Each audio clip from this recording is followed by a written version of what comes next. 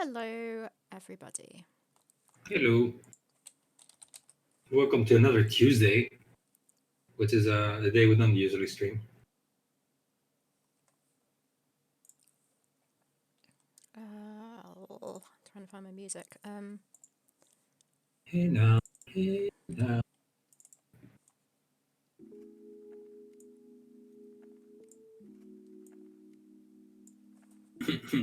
Like the old lady has a couple of jugs. I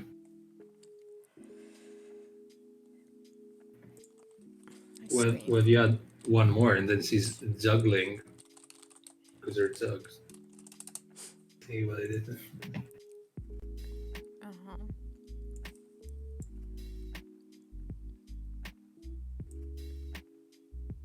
That's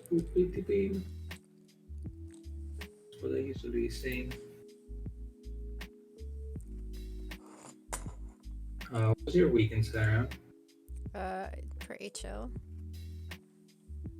I Nice. chose to not do any work on purpose. Yeah, we need a little break eventually. Just with everything going on in the house as well. Things being Yeah. totally upturned, I just needed a That's a big break. shock though. Also, like the fact that it's like a pandemic and we're all like stuck in our houses, and that's like we're used to the routine, and then suddenly something comes and disturbs this, and you can even wrap your head around it. I don't I think guess in a way. that didn't feel like that bothered me at all, unless it did Oh, without it me would be for realizing me. it. But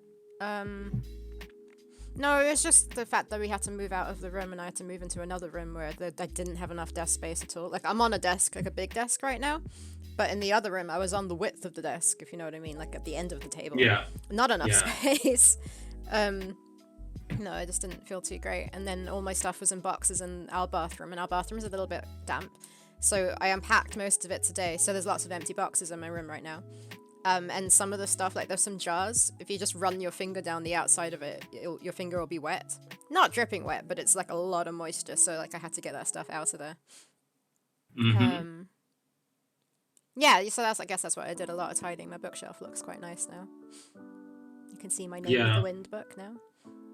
Hey, which one? Yeah, I'm it's reading the stupid second though. one. I have more than one copy. I've got Name of the Wind and Wise Men's Fear, I think the small paperbacks, both signed by Patrick Rothfuss. But those are like hidden away in the other room where they can't get damaged by mold. And then my original Name of the Wind is like a normal size paperback, and my Wise Man's Fear is massive. It's like double the size or something. I don't know why there's a copy that big. It's ridiculous. It's paperback as well, but yeah, ridiculously big.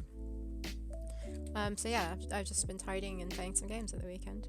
How about you? You were working, right? What games were you playing? Valheim, mostly. All right. I tidied in the days, and then in the evenings I played Valheim. That's cool. Yeah, I'm sorry. I was dealing with other stuff because I should have caught up with work, but things are a bit crazy. I still have work to do, it's okay. It's just whether I can program on stream or not. Yeah, it's fine. I just had like a billion things on top of each other. It just happened to come at the same time. I got this new job and I had to edit some cooking videos. But when I first got the job, they told me, one per week or something. Because it's like a national holiday in Greece, which always involves food and like special recipes.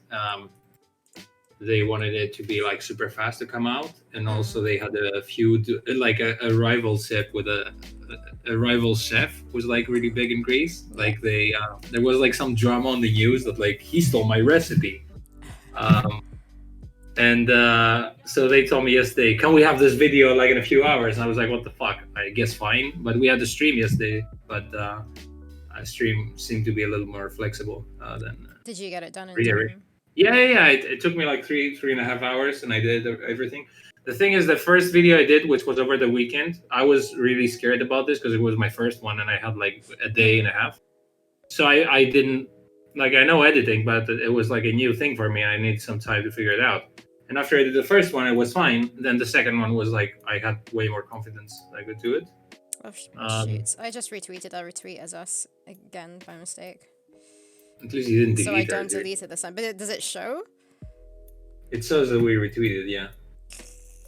It's fine. It's better than deleting it for sure. At least you did. That's what you did last time, right? You retweeted and it was like, oh no, and then you deleted it. Well, But I at least deleted now. the retweet. I must have deleted the original. Do you want me to try Yeah. deleting the retweet or just leave it? No, just I don't. Let's not do the deletes. I can live with us retweeting. Oh, wait. Oh, okay. Doesn't look like you retweet. It looks like you retweeted from your account though. I have just done that. But if you look at our accounts, okay. So then I can see it now. I can see it. Yeah, so I had to do those cooking videos. And a bit stressful. And also I have a deadline for writing a thing, which should be today, but it was impossible to like split my time to do that. So I'm gonna do that first stream. I'm gonna go into writing mode and go like crazy to finish it up. But at least when I finish this up, I'm gonna be free from it for like a month or something. Writing. Yeah, because it's like I finished a draft. It's like a second draft of a script. It's just like the first draft is just like I think they call it like the vomit draft, where basically you just get all your ideas on paper so they look like bullshit. Yeah, don't The second one is more refined. Huh? So don't ever say that again. That makes me want to throw up. I don't know why I just hate the word vomit. You know the idea though. It's a good metaphor because you just like idea. put it out in the paper. Yeah, it's all a mess. But yeah, I like it. It's just like really excruciating sometimes writing. And then the game, which is a little bit frustrating with this. I mean, if I sit down and figure it out, it's fine. I just didn't expect to have design work. Expected to have some animation to do, but now if I don't have animation to do, we're doing prototype stuff. It's a very important area though. So I'm having fun just designing it, just a little bit too much with everything else at the same time. Have we what are the words I'm looking for? Have we streamed on a Tuesday before? It's very quiet. I don't think so at all. I think it's the first. I know, yeah.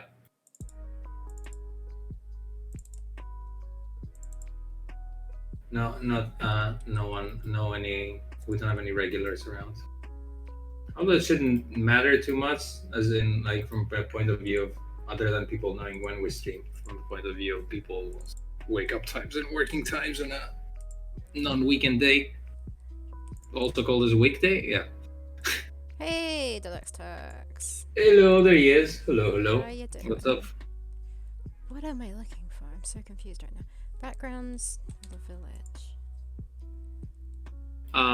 Gonna go check my food in a little bit and have it on stream. Good thing no one's here anyway to witness meeting. Yummy chicken with mustard and wine and like white wine and peppers and onions and garlic and lemon. I just like made so much that I was stressed because I unfroze my chicken and it was a big portion of it and I wouldn't fill in one pan at all. So I just had to improvise and pick a second pan halfway through cooking because it was too much to fit in one. So now I have like 2 big pans of food that I'm going to be eating for a week. By the way, you can see your Twitter. That's fine. Okay. Then I'll stop going to Twitter. I'm sharing my screen because I tried to do this now. So wait, maybe I should put this here. By the way, yeah, this is the first puzzle because I found that I wrote it in detail, but more or less what we talked about. It has something with the timing where the barbarian looks left and right, and you have to throw a berry ways that not towards you. Then it has that bit that you don't like where the Amazon kicks him down the ledge.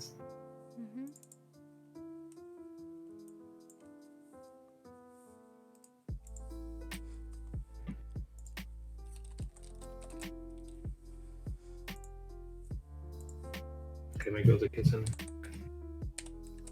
Right back. I'll give you permission to go to the kitchen.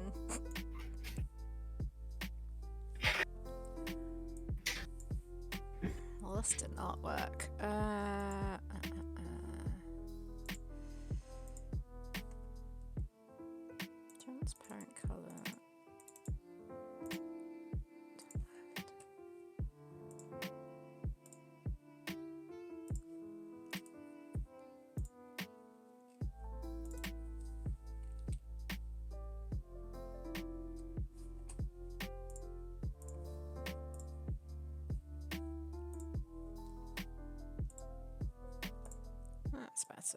you can tell what this is.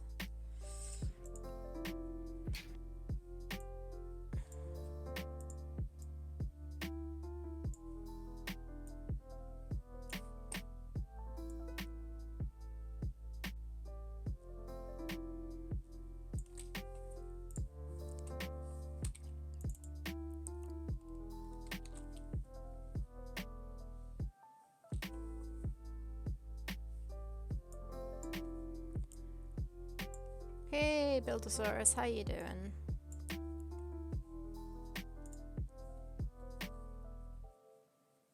Costas is wearing his invisibility cloak.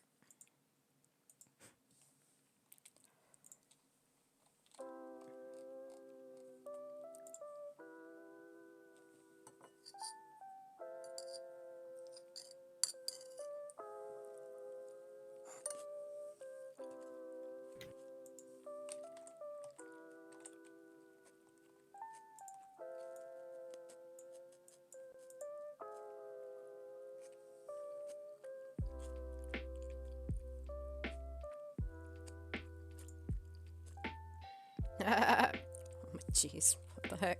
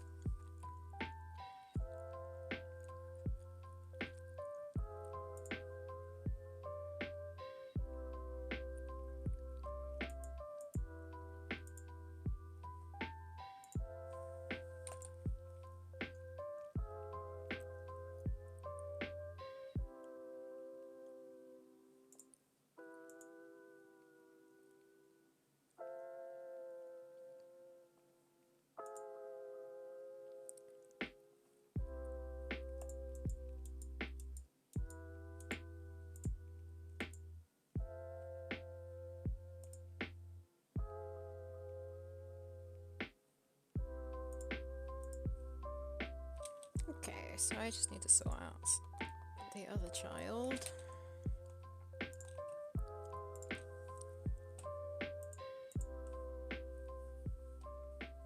Matches on the other background.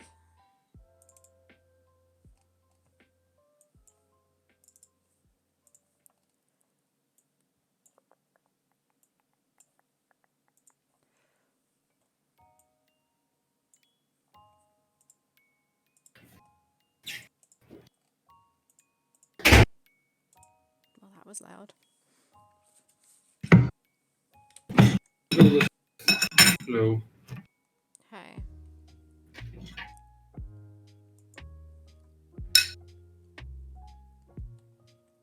Present my creation to you.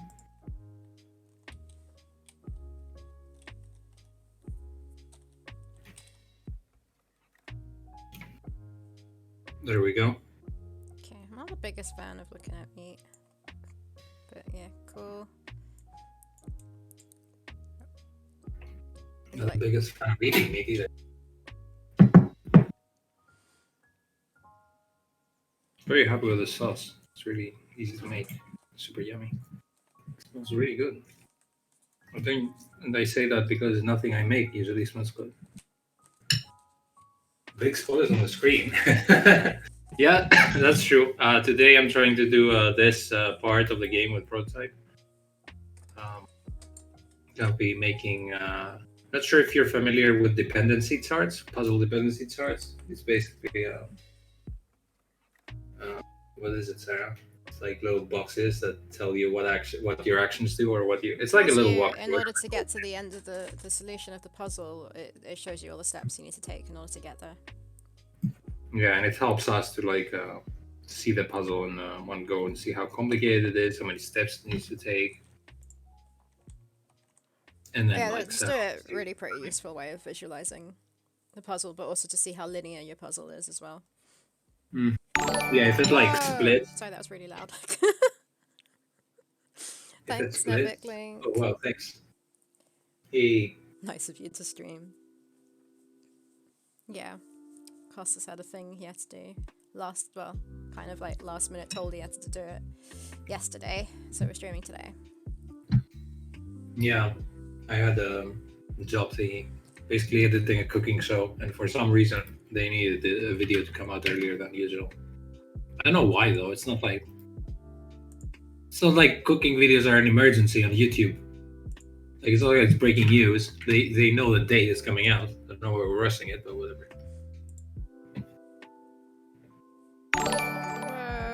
Whoa! Deluxe Hux, thanks for subscribing with Prime. Like Sarah's sound effects every time. They're really loud. I don't know why they're so loud. No, it's not loud. It's just like you're super surprised and I have no context. Usually I do have a context because it sounds like a happy thing. It's not like a fire broke out, but yeah. I don't know. I'm a bit more like shocked by it because the sound effects are really loud.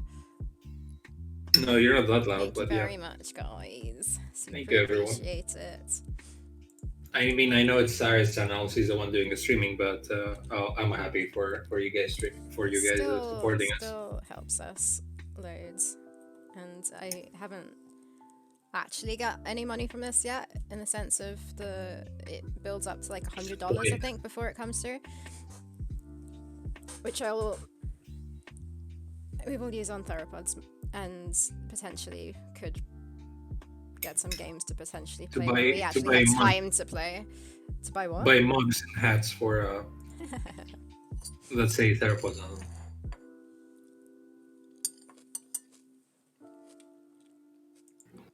Right.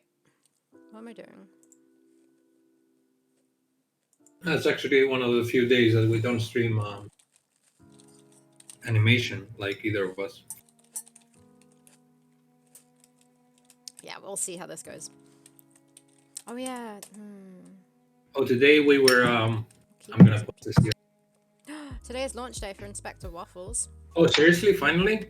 Oh shit! I need to do some game buying soon because there's Inspector Waffles. What else is coming out? It's Narita Boy, which I might buy. It's not an adventure game, but I like it. And the new Binding of Isaac expansion is coming finally. End of the month, so I'll wait for the end of the month. Oh, cool. Yeah, it's also the final one. Like, they don't make any more, but they make them every 4 years or something. Looks really cool though. Oh yeah, we were if you guys are on Twitter, currently the London Games Festival is going on, and they released a video of us talking to the camera. So you can take a break of watching us talking from our computer screens to look at us talking from our computer screens. This is a video that Costa said that I look like I'm being held at hostage at gunpoint, and I don't think I am. That was actually not at all. Actually, it was the ending part, but you were like, it seemed super professional. I didn't get right to the end. That's pretty close. Like, the thing is, it was pretty relaxed at the beginning. It wasn't relaxed because we've been put in this weird situation. We've just met a new guy. He was lovely and like really friendly and all that. And he was directing us and telling us to do awkward things, like to start off screen and then come on screen and say hi, which is like not natural. No, but the thing is, we spent way more time on the beginning bits, and then he realized we were running out of time. So then everything felt a lot more rushed, and we couldn't do extra takes. And then like I could feel the pressure that you could probably like see it. That's why we thought it would be super awkward, but I don't think it was that bad. No, you can see the pressure. Actually, you close after the demo played. You were the first one to talk, and it seemed like you were super prepared with what you said. So it looked nice. Yeah, I need to watch it again properly. Oh, by the way, I showed it to Sarah. Mm-hmm. She was excited to see an awkward video and then was disappointed because it wasn't that awkward. Oh no. Well, if Sarah wants to watch us being awkward here. She said, "I don't think I've seen that demo before. It's so pretty, and the animations are so well done and professional." And then she said in the video, she said she giggled when Kostas was talking about how you guys grew up playing point and click games. It made it sound like we grew up together. Well, we did grow up together in different parts of the planet, but yeah, together in the same timeline. Not quite. Did I say I mean, kind of. Oh, I didn't say the word together. See, connected the dots. What's that video? What's this? No, you would have said we grew up playing points, which makes sense, but like, yeah. Watch the video, watch the stream. I mean, you're probably not gonna miss much here if you go to watch the video. What am I doing? Okay, I'm doing a global variable. Okay. So is 3 cloves of garlic too much, or I can't taste the garlic. For what quantity? You're asking me who super likes garlic. Yeah, it was a lot actually. I added 3 cloves, but it was how many 2 servings? pans. Yeah, so how many meals are you gonna get out of that? 7. Oh no, then put more than that. Mm. Like I would put, if I didn't want loads I can of see garlic, the pieces now. I would put 1 clove for 2 people. But if I really like the taste of garlic, which I do, but I mean it depends on the meal. I do too, yeah. If I want the taste of garlic to come out, I might put 2 for 2 people. So that's like 1 clove per meal, maybe. Try that next time. Actually, Sarah, the recipe that I edited yesterday, it was that garlic paste, basically. So I think you're gonna love it. Wait, what? That garlic paste that I was telling you that they make in Greece, it's literally like it looks like a mashed potato, but it's with garlic. Right. It doesn't have potato. Is that what you used? You didn't use garlic cloves? No. Oh, okay. I'm just saying you will love it because it's basically a puree of like garlic, and it's like so nice. What else is in it? Do you know? Okay, so she put stale bread. Yeah, I know because I edited it. It was just funny. Stale bread, garlic. Bread. So it's like a bread sauce. Like here you get a bread sauce. So it's probably just bread beer? sauce with a oh, okay. I don't know what. It's why. true, not too much thing. No such thing as too much garlic. Huh? If Kostas and Sarah were dating, Kostas would be very lucky and Sarah would be very unlucky and would have bad taste. Literally nice. Bad taste. I thought you meant like bad taste because of garlic. Oh, right. No. Would be very unlucky. You went it a bit further than that. No such thing as too much garlic, exactly. We were talking about garlic, I guess. Wait. Let me. Since I'm here, I'm just whatever. I'm just gonna show the video I did, but I'm gonna look at the recipe. It's super Greek, by the way. So. Sorry, guys. I know this is not Theropods, but this is my work technically. So this is this nice lady that cooks stuff. This is the paste. See? Look at the shot. It looks like tzatziki almost, but. And you put that fried fish. It sounds weird with the idea of having bread and beer, but I totally would try it if it's vegan. I think you're gonna love it. So wait, what does it do? This is like stale bread. She has cloves of garlic here, and then yes, he used a lot of nuts for some reason. You see, like the little almonds. So, almonds, yeah. Okay. I think it's a mix of almonds and nuts, like the hard nut thing. And nuts, which nuts? You know the one you use a nutcracker to crack. Peanuts, walnuts. There's so many different nuts. Walnuts. The ones with a very hard exterior that you need to break. But we call it nuts here, which is weird. Yeah. What the heck? See, so she puts that. It's everything in a blender and it's done basically. She did mention like you need to have stale bread, otherwise it's gonna be shitty.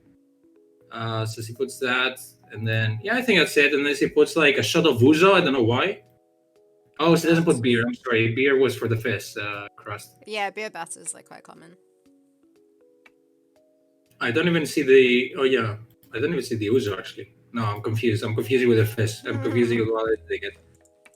Let's see the recipe written here. Sorry, guys.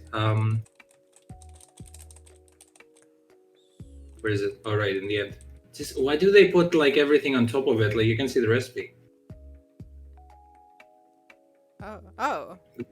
I don't think they realize. There should be something else at the end there, not that. Look, I literally just came in, so. No, I'm not having a go at you. You should. No, I'm saying I know it's shitty. I realize I just had like 2 days to edit them, so I said, give me the graphics you do, and then I'm gonna do a reboot of your graphics. Because they initially hired me as an animator. Were they happy? Yeah, they were pretty happy. They they bought an iPhone, the one with 3 cameras, the latest one, just to do the close-ups. I don't know why. They used an iPhone for it? That's weird. Only the close-ups though. But I think you just. I love the close-up because it shoots like slow motion, so I can do really nice gliding shots of like really pretty food up close. So it's kind of fun. It's really fun to do that. Thanks to Luxtax. That's why you're my favorite person of the stream. You're the nicest, and you love puns. And Avicling is the exact opposite of that. Well, yeah, it looks pretty delicious, and it's like it's basically like fish and chips, but instead of chips, we have this paste, and you just like put the fried cod in it, and it's pretty tasty. Oh, actually, apparently to make this cod, you need to leave it for like 48 hours to in water to get the salt out, right? Which I didn't know. Yeah. And then she cooked it, and then in the end, I was like, "Can I try it?" And they were like, "Oh, it's gonna be super salty. Don't." It was, but I still ate it. It was like super crunchy at the outside, so I was like, I know it's salty, it was yummy. Hey, Cora. Oh no, Cora got an ad. What ad did you get? Everyone gets the crunchy ad. Like the crunchy? Crunchy ad. That's because I was talking about Twix? crunchy. Is it Twix? It's Twix because there's the two parts to it. Are you like sponsored by Twix? You didn't tell me what's going on with that. I think it might be only the people in England who gets the Twix one because Nathan keeps saying he gets the Twix ad. Oh really? Yeah, but Nathan, I can tell he's dreaming of Twix bars while he's sleeping. PlayStation ad. PlayStation ad. You know, the only places our games are coming out probably. Imagine if it was a PC ad. Buy the new PC. Did you see that we had an email from a publisher? From a publisher? I did not read it. Yeah. Okay. They have an interesting graphics presentation. I haven't looked at it. It's just the way they wrote the email was a bit.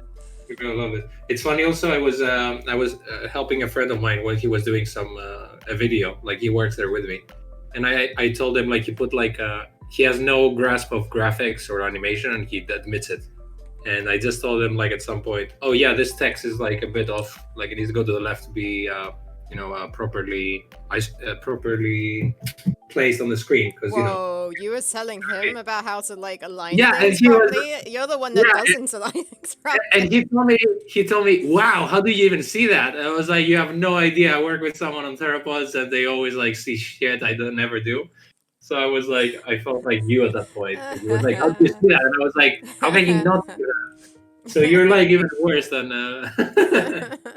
But you're always right though. Like I just. I tend to be able to see when things aren't centered or like Well, the thing is also you work with like pixels, so it's like you have a grid and that's your life. Like if it's off, Want to become famous? No. Oh wait, how did this slip by? What? One of the bots slipped by. It wasn't blocked. Oh, it blocked for me. It was deleted automatically. Oh, okay.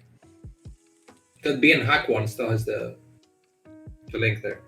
The which one? The one that's called whatever. There's one that's like still there. Yeah, for me it's automatically let me send you a screenshot. Oh, maybe it's gone now. Yeah, I refreshed. It's gone. Weird. Whenever ones come up nowadays, it does this automatically and says that it's deleted. Like I never see the messages unless I click on show message, which is nice. Like it actually works now. Yeah. Okay, be right back. This was really yummy. I need to take a little bit of more, and then back to work. Holy shit! Oh, I see. You sent me the thing.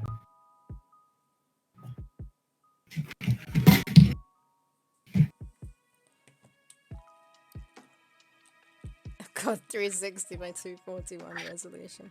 The resolution's weird as it is right now. It's not don't worry. It's not the resolution. It's like in AGS for some reason, I don't know, it might be because of the resolution, there's this weird black line at the top of the screen always that I don't know how to get rid of. Like I don't see it in game. Okay, this is a bit of a bad background to look at, but when I run the game, which it won't let me do, what did I do?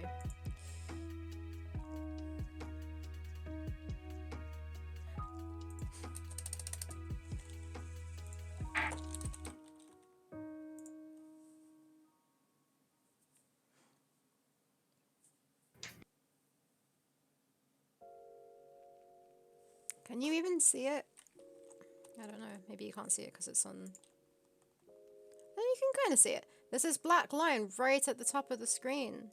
And like, I don't understand why it's there. So yeah, that's something I need to fix. I need to probably like try and work out what the problem is sooner rather than later. But it's not massive, I guess.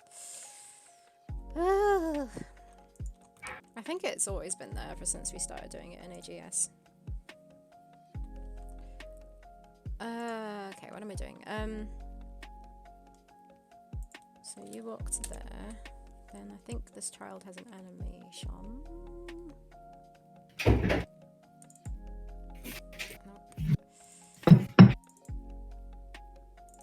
At the rate of meeting this, looks like it's gonna be 4 meals instead of 7.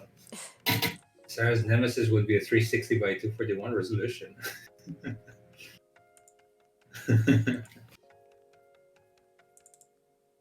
Sarah's nemesis is standard definition, not even HD.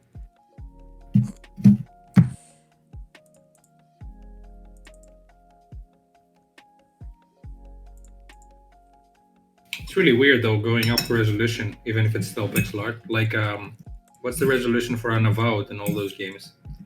I don't know. It's like still pixely, but like it's more than ours. But it's not HD.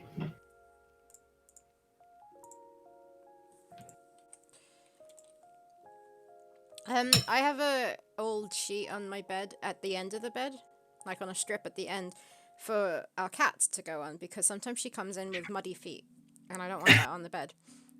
And anyways, she just has sand and stuff on her sometimes when she spends time outside. She was sleeping on there earlier today because she was trying to find somewhere to go. Laurie's mum kept kicking her out of other people's bedrooms, because she found her in places she shouldn't be. So I picked her up and put her on the bed, and she lay there sleeping for a while.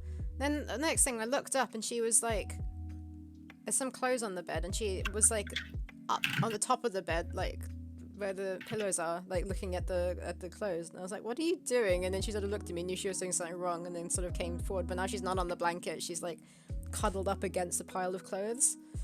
I don't know if cats are like dogs where you're saying, what did you do there? They don't really like have remorse or anything. Not normally, but she will look at me like she knows she's doing something wrong and then stop doing it sometimes. But then there's also times when she knows she's done something and I'm trying to get her attention and call to her, and she just is like purposefully ignoring me and looking in the other direction. Like dogs always do that, but yeah, it's funny with maybe some cats do, yeah. I don't know. Looking guilty.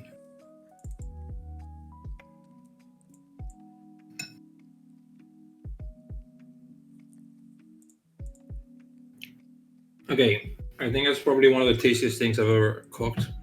But also, it's not my recipe, so I'm just following a recipe. It's really good. Did you follow a recipe, or did you just? Yeah, of course. YOLO it? I'm a chef.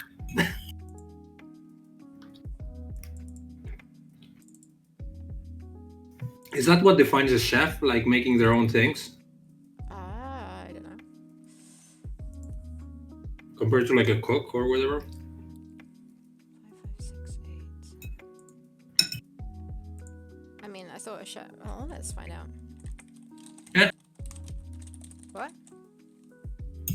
No, it's funny. I intrigued you enough to look it up. No, it's just professional. So it's a professional cook, typically the chief cook in a restaurant or hotel. Yeah, that makes sense. It's profession. Yeah, but like if you work at like if you work like at a tavern or like at a fast food restaurant, are you still a chef? Yeah. If you're the person in charge, the head of the food. Oh, okay. Stuff. But you wouldn't be a chef in a chain of restaurants, because then they tell you make those 4 burgers and that's what we sell in our chain of restaurants. So the chef would be the person in charge of that.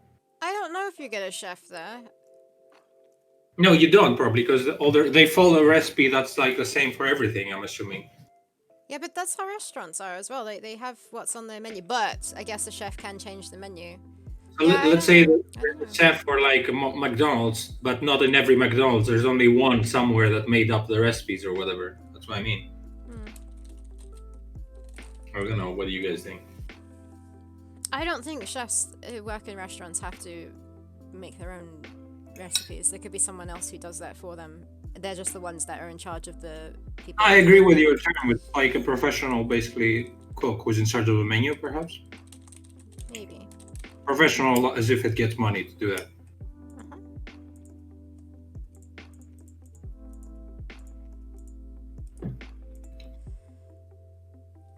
Oh, and then I don't know how it works with Michelin stars or whatever. I wrote down the timings for this animation. And I tidied up, and I don't know where that piece of paper is. Cora says, I don't think people at McDonald's or similar places are considered chefs. Maybe it's different in how we use terms. No, Yeah, I don't know. You're right, but what I'm saying is McDonald's doesn't have a chef because they have a menu and they follow, they say that's how you make a Big Mac, and then you have a person who knows exactly the recipe and follows it. I wonder what the people are But called. the person who tells them, hey guys, this is our new burger, this is this and that. That person who comes up with this recipe, I think, is the McDonald's chef. And he's somewhere in like a skyscraper in New York or whatever. I don't know if chef's the right word for that, though. Someone who comes up with recipes. Also, I wonder what the person is called at McDonald's who's in charge of the people. They're just managers. Manager?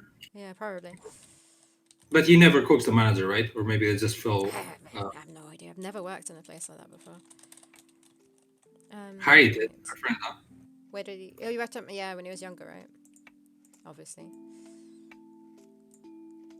By the way, though, what I'm saying, Cora, is speculation. I don't know the terms. Whereas I'm working with this lady now, and you saw her. She kind of looks like, middle-aged, nice lady. She looks like a mom or an aunt or something. And I was like, do we call her a chef or not? Because I don't want to miscall her something as my job there. I think she is a chef, though. Probably. Oh, okay. Cool. Deluxe says the managers sometimes hop on when there's a shortage of staff, which makes sense. What, to literally make a burger, for example? Because I've seen managers like fill up Cokes and like, putting fries in. And probably know how to. They probably started lower down to get to the position that they're in. So they probably do know what to do.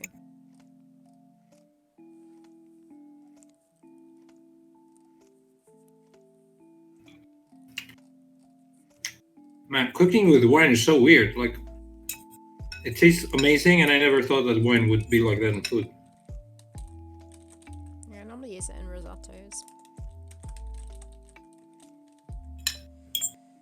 Okay, But I never would have experimented by myself. It's like, I wonder what wine does to this thing I'm cooking. Like, if I didn't see the recipe.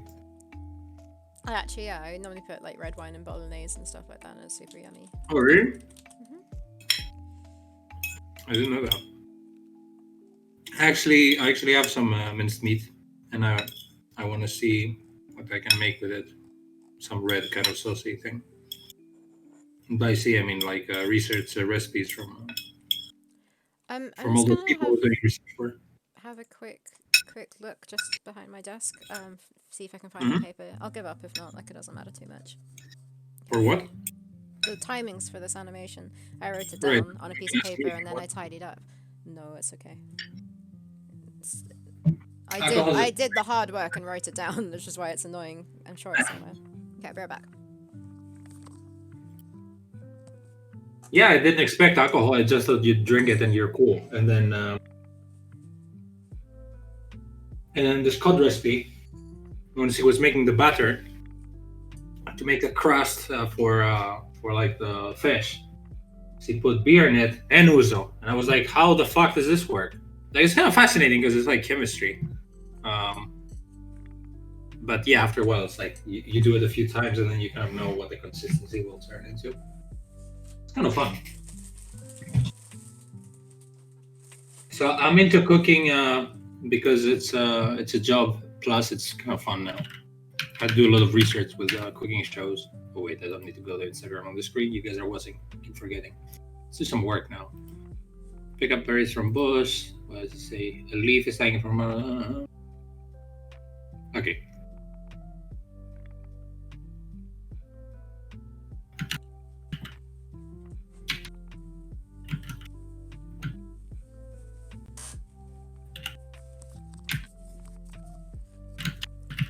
Don't think it is there.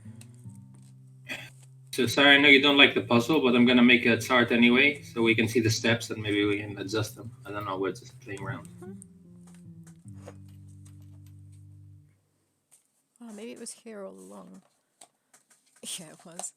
What a plot twist. Yeah, found it. Is this thing I made slightly spicy, I wonder? Is it the garlic? I didn't put anything spicy. You said you couldn't taste the garlic. Yeah, but now I taste spiciness and I can't... chili oil in it. No. You think it's garlic? There's nothing else to be spicy. I mean, I'm guess it must be. The mustard is not spicy that I added. Oh, really? Yeah. Well, might be. I'm happy that the garlic is spicy then.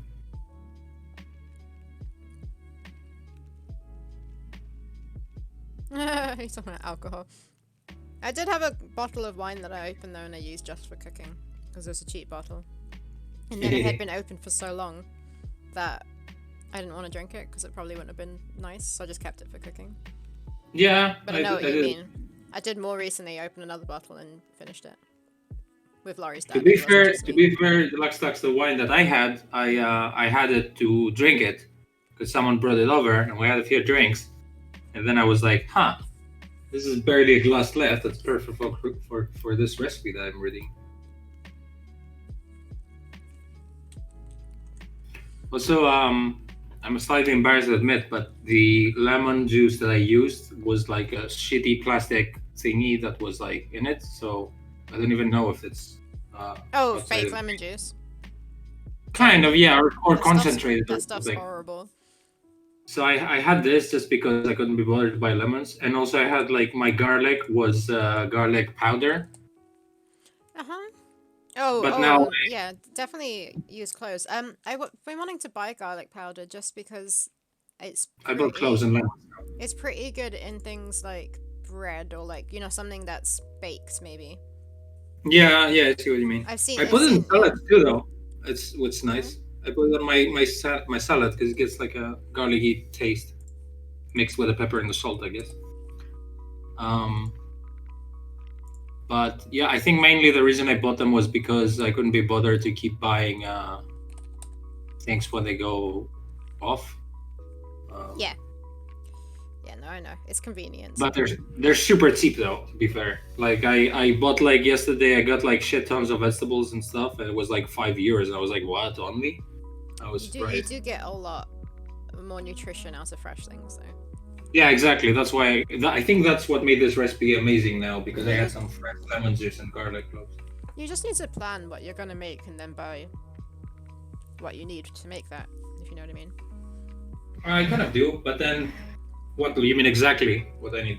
Yeah, that's what I do. Except obviously I don't do that with garlic, and because the garlic we have is still garlic that was grown in the garden, like. Well, yeah, okay, yeah. For you, but my garlic I had to buy like 3 garlics. They last a while though. Garlic bulbs is what the whole thing is. Yeah, bulbs. They last quite a long time, and so ginger's the thing that sometimes goes a bit moldy. And what I do is I chop it all up small and then put it in the freezer. So you could probably do the same with garlic, and then you take out what you need. You didn't let me finish. I don't like ginger people. No, I don't like ginger. Wow. No, I was talking about. Do you get what I mean with the garlic? Yeah, it lasts for ages. I just like if you're not into the habit of cooking it though, that's what I'm afraid. But now I think I like garlic, so I could do it with anything. You probably use it all. But like, if you had too much and you're worried about it going off, you can chop it up and freeze it, and you can easily take out what you need. You'll get through it, I'm sure. Like. That's interesting. Also, how fine do you need to chop it? Does it matter? Depends how you like it. It's not like I'm doing slices, but yeah, I feel like it needs. I don't know. Man, I need to cook the steaks again. I was really displeased with forgetting, with letting them in the oven for way too long and everything evaporating. After that, actually, I put them in the fridge to like eat them the next day, and they were like really, really tasty still. Yeah. They just look horrible, and I wish they had more of their juices, because I didn't see that part of the recipe. Use your legs. My legs? Carol. Oh. I was like, what kind of advice is that when cooking? Just use your legs, Costas. There we go. It's fluffy. It's in their kitty. Thanks, Deluxe Talks. You should be getting hungry with the stream. Hungry for dino games and hungry for food.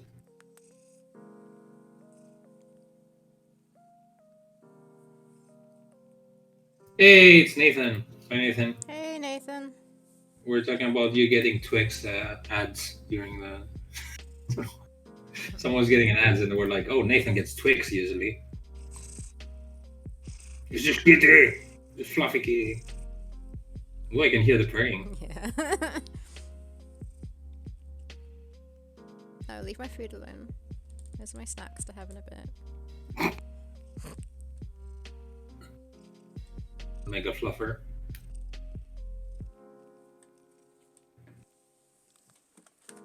Let me make a little bit more space. I like how the whole puzzle is basically what you don't want. Kick the barbarian off the ledge. It's just totally out of character for her, I feel like. The thing is, if there's someone in your village killing people, you kind of have the right to, like, kill them back, but anyway. No, it's true. It's just character building. I feel like it's out of character.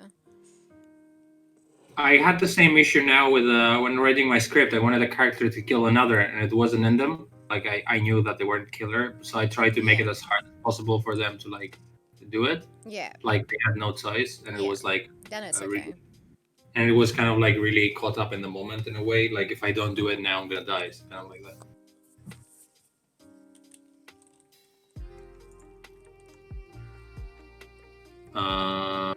Pick up, leave, use, leave. Yeah, okay.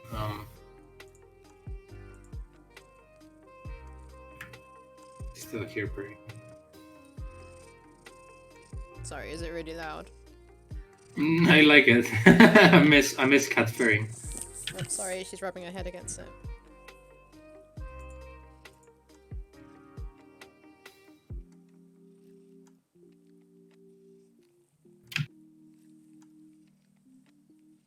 Okay, so you don't like the leaf.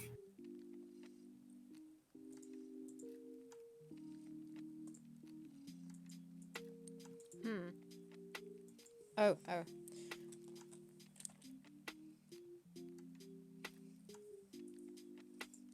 Need to get rid of this object, not that object.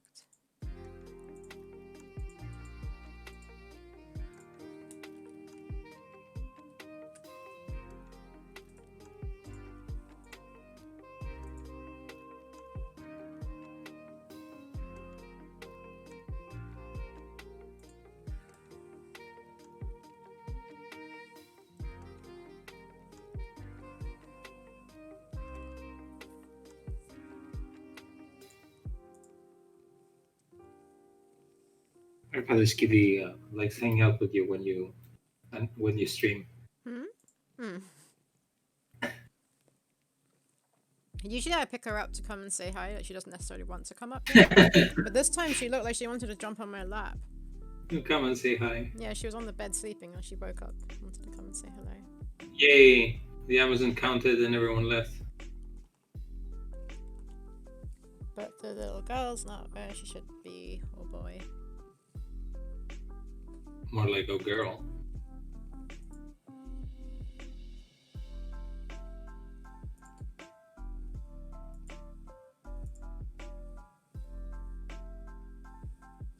Okay, BRB last time, getting coffee, and we're done here with Gonna get more food.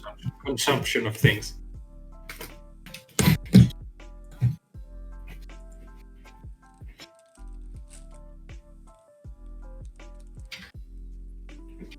can't see what I'm doing. Sorry.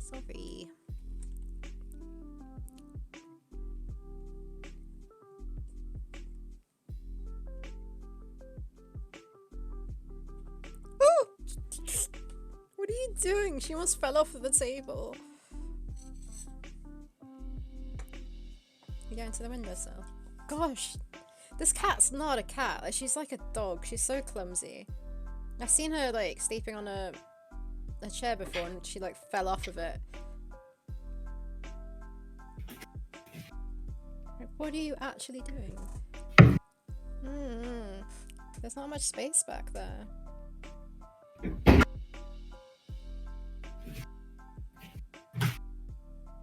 One of yours was just behind you, don't know which. Oh, Carol.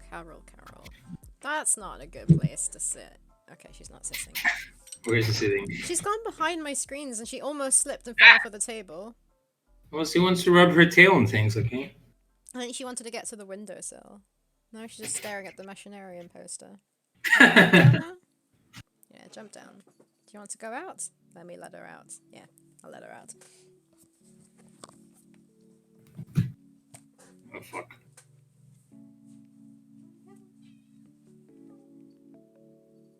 Messy, spilled some coffee. Fuck. 1 second.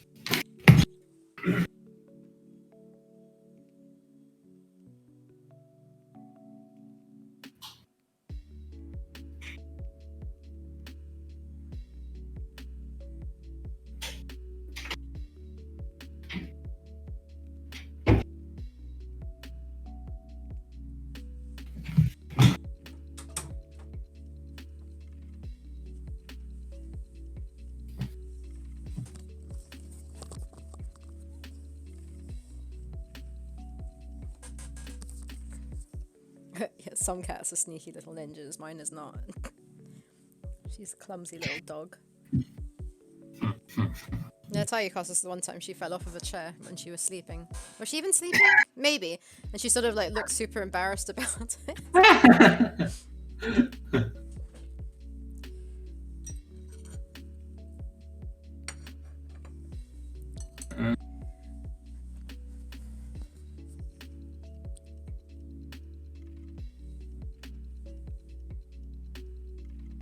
Oh, I see. I was really confused with my own writing here.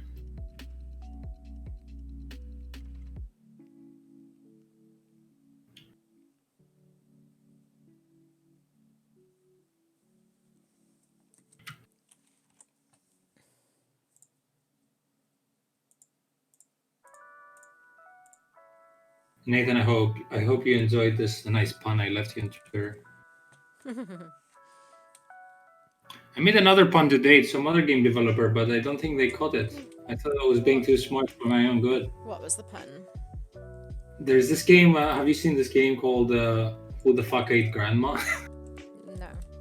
By some French indie developers. It just looks like I don't know if you it told looks me really before. funny, pixel arty. I don't know. It's just stupid. Like the whole premise is basically you go into the house and your mama gets killed and eaten, and you try to find which of the relatives did it. But yeah, this he had a stupid like background with like a fan not working on the ceiling, like in a room. It looks kind of like Day of the Tentacle in the way that you're in a house and everyone's there. Mm-hmm. And he was like, "Do you know how to solve this puzzle?" And I wrote under this, "A big fan of yours." But they didn't get it. They just said they probably just thought you were a big fan of. Yeah. Yeah, no, but it's so smart, I thought, because it's basically exactly the same stupidity in both ways you read it. So, because it was literally a big fan of theirs over there. That's not what's meant to happen. I like the sliding of the kids. Yeah. What was the timing you wanted for? Sorry? Is the timing? Oh, holy shit! What's he doing? Oh, right. Yeah. That's what you said. That's not supposed to happen. Yeah. What was the timing you needed for earlier? Oh, that's the problem. What was it? The third child behind the rock for her jumping out. Ah, okay. I thought so. I put it in now. So the problem is that child 3 equals 1. Okay, also, what do I do when they've all come out? Perhaps do they stay where they are, or should they stay where you first find them? Yeah, that's what I'm asking. Or are you asking me? Yes, I'm asking you. Yeah. I'm guessing. I'm also asking you because you're the one programming it, so I'm not. I mean, I'll leave it like that for now, and we'll see. Ooh, you added the wind time. Nice. They're running.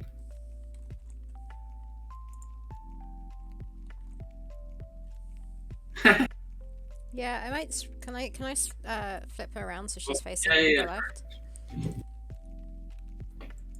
Or you can flip the entire animation if you want. Except because flower. I would. The reason I put the rock over there is to have people discover the rest of the screen on the right. Because they might never go if they. Oh, you want the whole thing, the rock, to be flipped as well? Yeah, I'm thinking if you flip the rock, then the girl is going to be looking on the left, and then we're all solved here. And then you keep going to a bit of the right, yeah. Stupid guy waiting there. We don't have names for them, do we? No, we have a name for the big one. It's called Taras.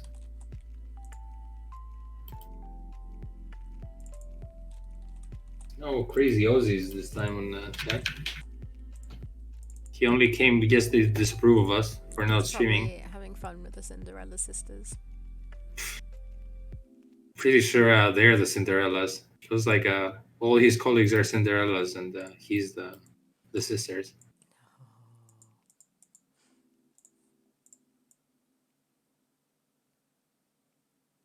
So we just must leave with what's that? stone pillar. What do you call it? Rocky ground, I guess. I was trying to work out there if you're talking to me or not. Well, I'm talking to me, but I'm also talking to people. I don't get why this keeps happening. Matt is currently working on the UI for the game, so I'm super excited to see what he comes up with. He saw this little taste, but that's really cool. We're redoing the inventory, the menus, everything.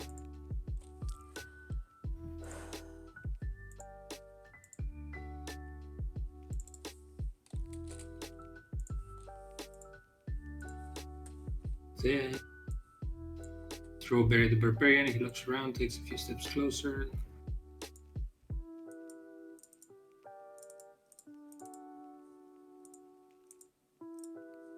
Huh.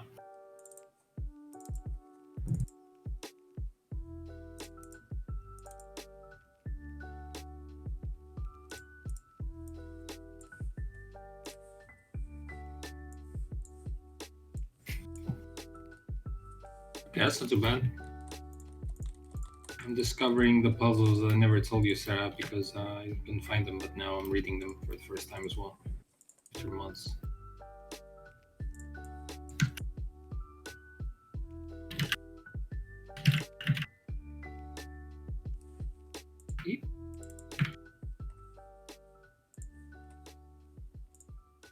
There we go.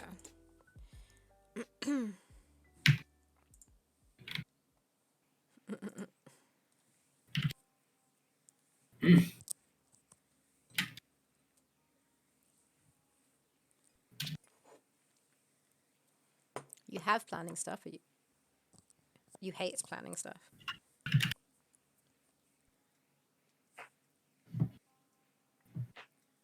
I like it a lot, and I make Costas do it too. He hates it. Yeah, you can share kissy pics.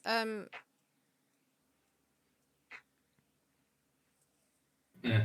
Are you allowed to share links? Do I need to Sarah? I do need to share. I also hate planning stuff, but yeah, Sarah said she loves doing that, so... But if Sarah didn't do that, then the game would be chaos, so that's pretty cool. What have I just done? Go away, go away. Right, Cora, do I need to allow you to do this?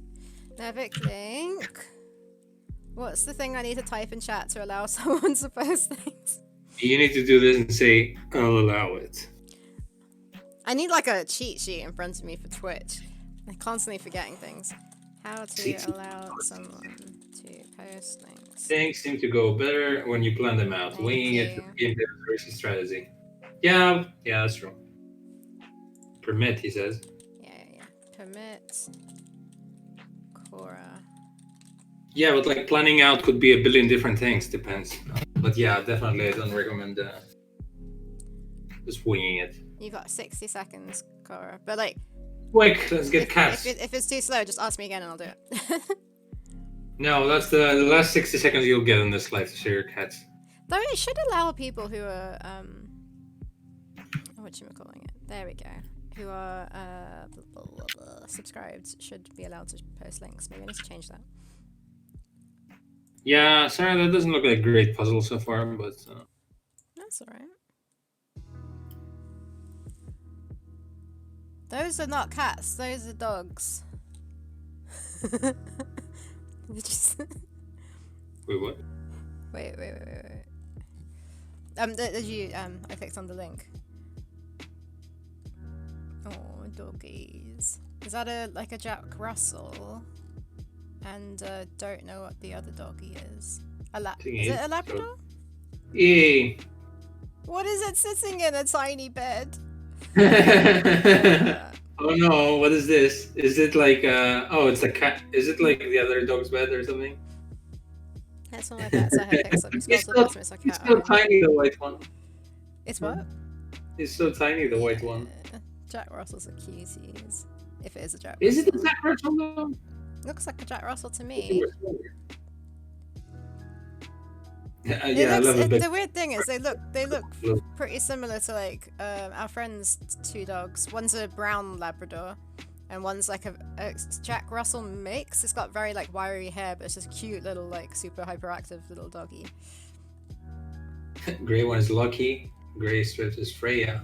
Cool names. That was Reggie. Is it pure? Oh, it's a bunny! Yeah. Is that a bunny? No, it's a chinchilla. Is it a chinchilla? It looks like a bunny to me. Oh, whatever maybe it is. It's super cute. Oh, no, it's a bunny. Yeah. Look at the tail. It's a bunny? Is it a bunny? Oh. Fluffy ball. Oh, I'm sorry. Yay, turtles. I like the doggies in this comfortable. Oh, both doggies were put down. That's sad. Oh, little terrapin. What's this red kitty? Have a sleep. Wait, I'm not there. You see it? Oh. Has amazing face. Oh, your cat looks like my cat. The orange one. Wow, that cat! I love its face. The face, not quite. But... folding. It's folding inwards to be petted. Holy shit! There's so many. Ha! They pose so much. They love each other. Those doggies. Oh, Kitty's upset in one picture. Oh, it's cute. The two doggies sitting together like that. Yeah, they super love sitting together. Ha! Talking with his tongue out. What's a Kelpie? Kitty so the judging dog's a black lab and a Kelpie cross. I don't know what a Kelpie is.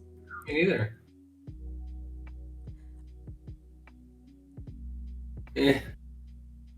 Oh, the dog brought the bunny. It is a bunny. Super cute bunny. I like the dog pic with one's head on top of the other one. Yeah, they're such good buddies. Oh, wait, is this other orange cat a different cat? Or is it the same cat? It's the same. It's just oh wow, the more cats. There's a more fluffy ones. There are two little fluffers. Ooh, they're babies. They're tiny. They're super tiny. No, it's a different cat. Surely those are two different ginger ones, no? The one where it's like lying on your lap looks a lot smaller than the other one. So you have to keep going down. Kelpie is an Australian shepherding dog. Oh, okay. Some mega fluffy sleepy kitties. I see a doggy with the tongue sticking out. Oh, Australian shepherding dog. Okay, I see. Yeah, they all look so happy and sleepy. Oh, the little grey one. Yay, there are more. We reached the grey kitty fluffer. Little. What's the other cat? Is that what you call a tabby cat? Or is a tabby a... I don't know breeds of cats, to be fair. Oh, I'm not sure. God, they look amazing. So many kitties. So fluffy. That kitty in your shoulder looks amazing. Looks so comfy. Oh, on the laptop. Oh yeah, I'm there now. Oh. Does she or he actually like sleep there? That's so cute. So like, there's a picture, the one with the like stripes. Is it are they tabbies? I get confused with the color of tabby cats. They love sleeping on each other. Yeah, like a tabby cat. I don't know if it's tabby, but like the color-wise. I don't know if tabby just refers to the color. Grey stripes. Yeah. Yeah. Tiny. Well, black stripes, where it's like a...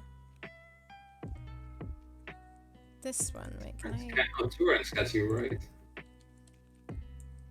I love the fluffy kitties sleeping while standing up. Well, this is gonna be so boring for people to watch on YouTube. Yeah, so... Hold on. Wait, I'm not looking at here. Okay, wait.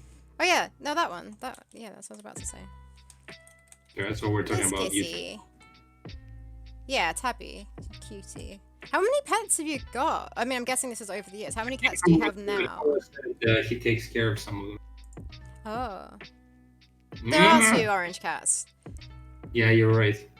Ha! See pictures of a guilty cat having destroyed some trash over there. Just looking at the camera. Oh wow, it's this sleepy, gigantic face. There's a picture with 3 cats together. I like how I like how now it's the cat era, no more dogs. No, the one in your hoodie. Oh, wait, is that the one standing on his shoulder? No. No, it's like literally... Yeah. It's so comfortable. It's Holy shit, cute.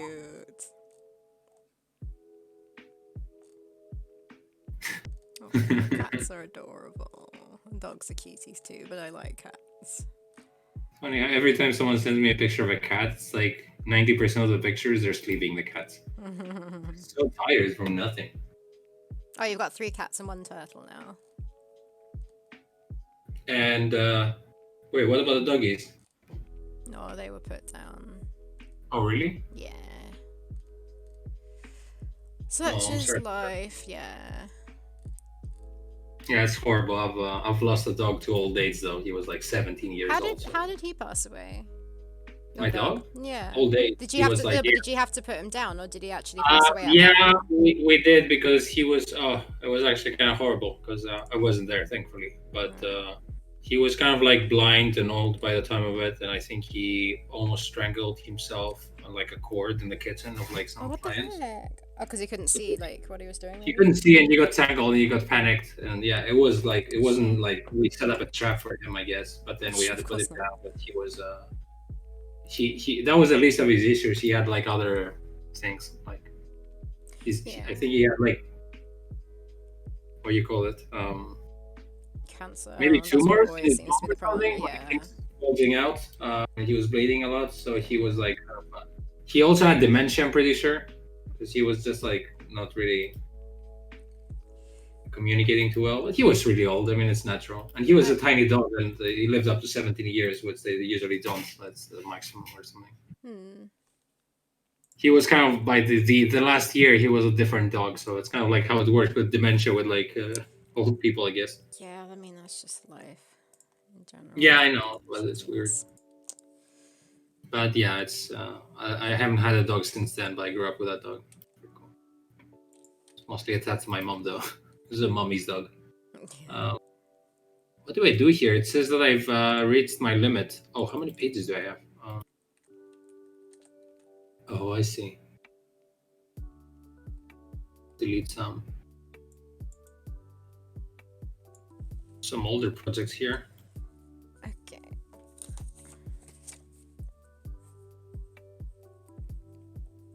Can I do this now? Yeah, I grew up with parrots. And I always wanted a cat. And then after I left home to come to the UK to study, my parents then got a cat. Well, they didn't. The cat adopted them, I guess. My brother got a cat. But and then you kind of had a cat with your grandmother? Like, well, yeah. I was living at university with a you had a cat old there. woman and one of my classmates. And she got a little cute ragdoll cat, but she was really super spoiled. But she was cute and funny, and it was nice that I got to experience her being a kitten. What was it? The horrible names he had? Baby Blue. We saw her like what do you call it? Experience snow for the first time as well. She was a cute. That was funny. And then yeah, when I was living with my grandmother afterwards, we looked after a cat that her neighbor had, but her neighbor passed away, so she had said that she'd look after the cat. So we looked after him for a while. But then his name was Lucky, he was stopped eating, and I had to take him to the vet, and it found out that, yeah, he had cancerous lumps, or potentially cancerous lumps or something. And that's, yeah, the best thing to do would be to put him down, so he was put down. And then there was another cat called Tigger, who sort of we adopted, because I don't know where he came from. And then eventually he just disappeared. And then, yeah, now, like 2 years ago, I think it was, Carol, our cat, just appeared at, like, Christmas one time. We fed her a couple of months and then eventually allowed her inside, and we checked to try and see if anyone, was missing a cat. When did it appear? Microchipped. Like 2 years ago, I think it was. Oh. And, yeah, she wasn't microchipped or anything, so we took her in, and now she's our kitty. So does this make sense, the stupid thing I made? What do you mean? I can't read it. Wait. If you want to read it out to me? How do I zoom? Yeah, I don't know if reading out depends. Its chart actually helps to understand them. How do I zoom in this shit? I'll just zoom in the old way. There's a view tab. Pick up berries from bush. Use berries with leaf on. Maybe you need to see this too, or no? Maybe Use leaf Use berries with leaf on tree. Use leaf with So berries. if there was a leaf here, there would be the leaf. Use mushy leaf juice with rocky ground. Use berry with barbarian. Use berry with barbarian. Okay, so I forgot about that. You use a berry and he turns around. He's like, huh? So he takes a step closer. And then that's when you need to throw, like, he looks left and right, like, who could it be? And then when he's not looking at you, you throw another berry to make him stand to this. So this is why when I do dependency charts, I normally put in like italics maybe underneath the box if whatever happens, if it's significant. So for example, use berries with leaf on tree. I'm guessing the leaf falls. Is it? Is that what happens? Oh, that's what so you explain like that's why the dependency charts like if I put it in italics just so that you can tell it's slightly different. Like that? You just need to write that the leaf falls. But yeah, you could do but like simpler like leaf falls, pick up or something like that. That's all that's really needed. Okay. What else? Do a like an enter so it's on another line. Shift enter. Oh, no, not just enter. Okay. Yeah, there you go. Okay. Something like that.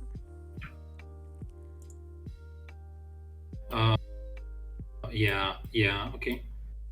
It's still not great though, but you can see how we can work on that, right? Like you can see it's not that many steps for this puzzle.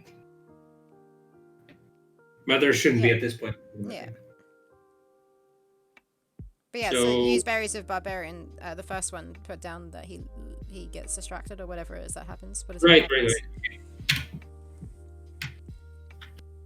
Fuck. I'm so losing track of what I'm doing right now. Okay, looking at doggies and talking about them. Kitties. 69611 696.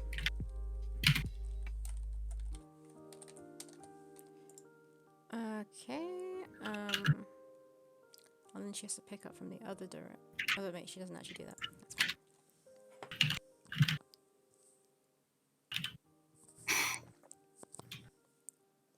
God damn. Okay. Also, where do you make your charts? Because you got like little pictures of people next to them. Well, you put pictures in there. Yeah, but you put pictures. I use the same thing, I think. Oh, really? What is this? What are you using? Lucid. Oh, Lucid Chart. Yeah, I've used that before. I think that is the one I used. It's effort. It's not like it's easily made possible with it. I do it with effort. But it makes more sense when you put pictures because we have like multiple characters. Not in this situation because it's just the Amazon. It made sense for when there were two characters for sure. Yeah, I have not been able to find a good free software for flowcharts too because like this one is limited. This one's limited to a certain number of charts, I think. So when I did it, I had to delete it each time, which was annoying if you needed to go back and change it. Or you just take a print screen and then you kind of have it, I guess. And then but then when you need to change it, you have to then redo it all. Like it's not the best. Yeah, or you just go on Photoshop and you write on top of it. But whatever. I mean, it's fine to do roughs maybe. But I know what you mean. It is annoying because we don't pay for it. But then there's also there's that one. I can't remember what was that called. Arcweave. Arcweave. The problem with that is that without money. Yeah, it costs money, but also it didn't quite work well for me. I can't remember why. You couldn't put picture or something like that? I don't remember. Yeah, it was something like that. You put a picture for each person or location, but it wasn't enough for me. Like, I like this one because you can stick pictures in there as well. Do you mean software that builds the chart for you and updates the chart as you update notes? I guess we mean software that's as easy as that, which is like drag and drop a box. Yeah, basically what Costas is doing. Like this, and then it's done. Just easy to use, but also, what's the word where like, Wait. It's not too simple. Customizable. Have you guys seen like a Grim Fandango dependency chart, for example? To show you what a good one looks like? Yeah. It's nothing crazy. So what, do you see what, they don't necessarily put that's not even detailed, actually. That's like a very The one I'm having on my screen. Structure. It's even like a general one, like how you solve the whole first chapter. So ours would be like save the kid, get rid of the barbarian. It's like the invasion part. It's 3 different puzzles, but this is basically all the steps you need to make. And then if we go to a more detailed one, do I need to find the actual dependency chart?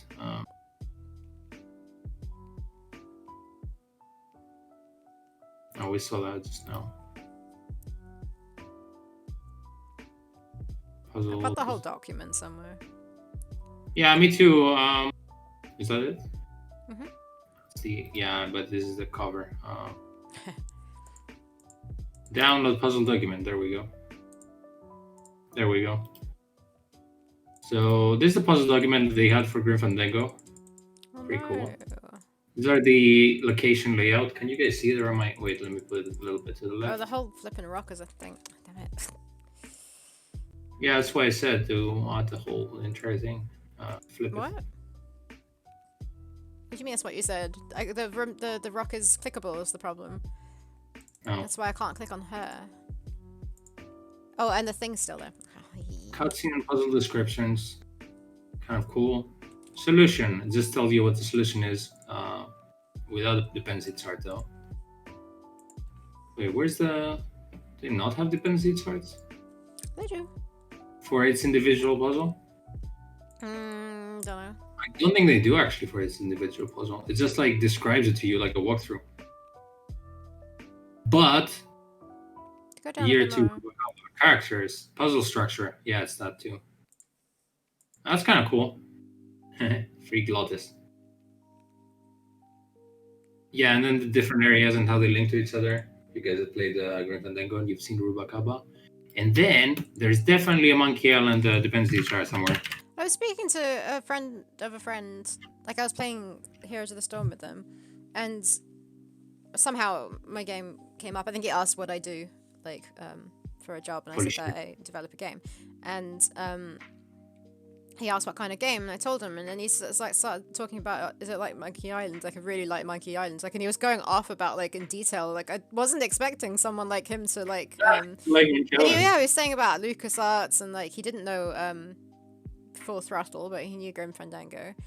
Yeah, it's funny how people, like, got into that.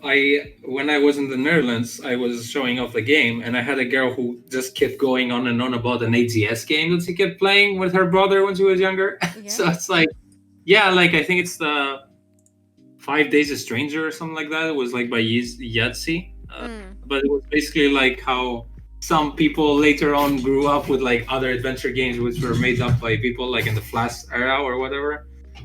So that's kind of cool. Like, everyone has like grew up playing one of these games with their siblings. So it's kind of fun. Like, I was so lucky for the reason I discovered Monkey Island. Like, literally my best friend from school happened to have like a CD, and I was like, what the fuck is that? And then like more and more my friends kept playing it, and I was just in a lucky group of people who all played it for some reason. I don't know what it is about Monkey Island that people love so much. It's a fine game, but the love feels disproportionate. I guess you have to put it in context with the area, because if you put it now like if you compare it with everything else, then it doesn't really matter. But like now it's if you think that when it came out it was completely different from like Sierra games or whatever, and you can sort of, it's kind of the same with films. Like, you see some films today and you're like, what's so special about this? But if you consider it was the first film to do that, then it kind of puts it into a context maybe. I played on the Yahtzee games. When I was young, actually, I was like on the AGS forums a lot when I was like 16 or 17. And I kept like going on and downloading the games and playing them and looking at devlogs. And I was like, holy shit, one day I'm going to figure out how to make a game like with AGS. Like, I'm not kidding. I knew exactly what I wanted to do with AGS. But I didn't even know how to do animation, let alone programming. Like, I never dreamed of how I was going to do programming. It was just like, I'm going to make the animations and then somehow I'm going to find a way to make it. And I was just becoming sad that it never picked up. Yeah, until now. To the rock, for some reason. I'm on a rock. Okay, let's enhance this. Pick up berries from bush. Use berries with leaf on tree. Leaf falls and you pick it up. Use leaf with berries in your inventory.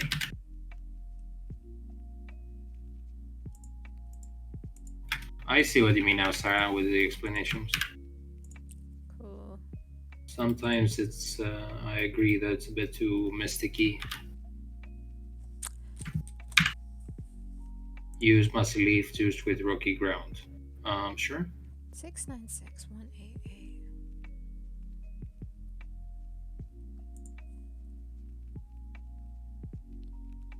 Why is she registering that location and not that location? That's like the old location, and not even. 696188. It's on the walkable area.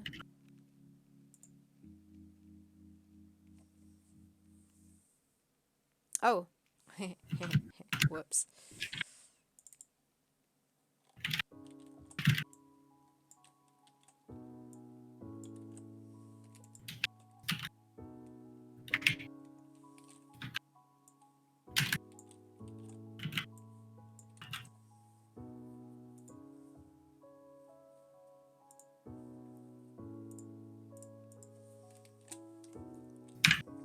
It's kind of fun, actually.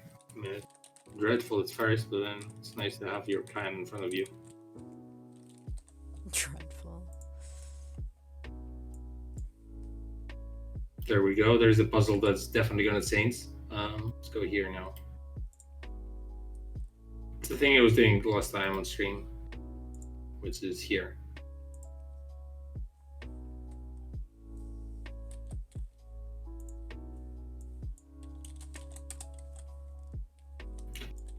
Lately, it's weird. We're getting a lot of likes and retweets on our regular We Are Live tweets. Yeah. Yeah. Probably imagine like people don't know us, like, ooh, what's that? And they open it, they're like, okay, boring. And they keep scrolling Twitter.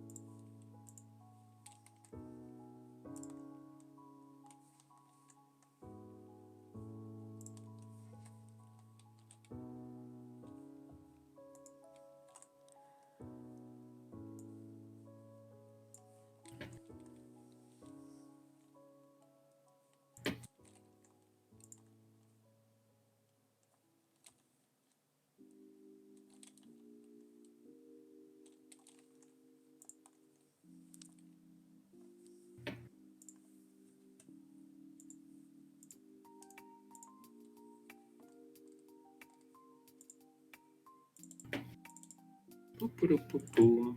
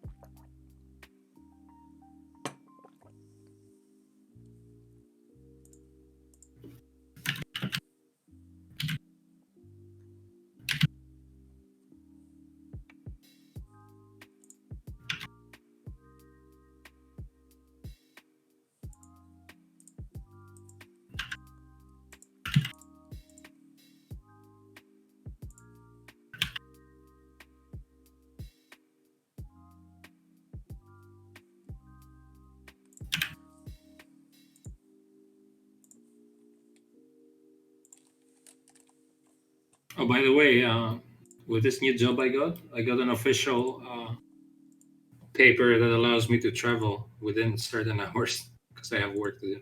Mm-hmm. Kind of interesting. Can officially go out and it only lasts for a week. They need to update it. Officially go out and get COVID.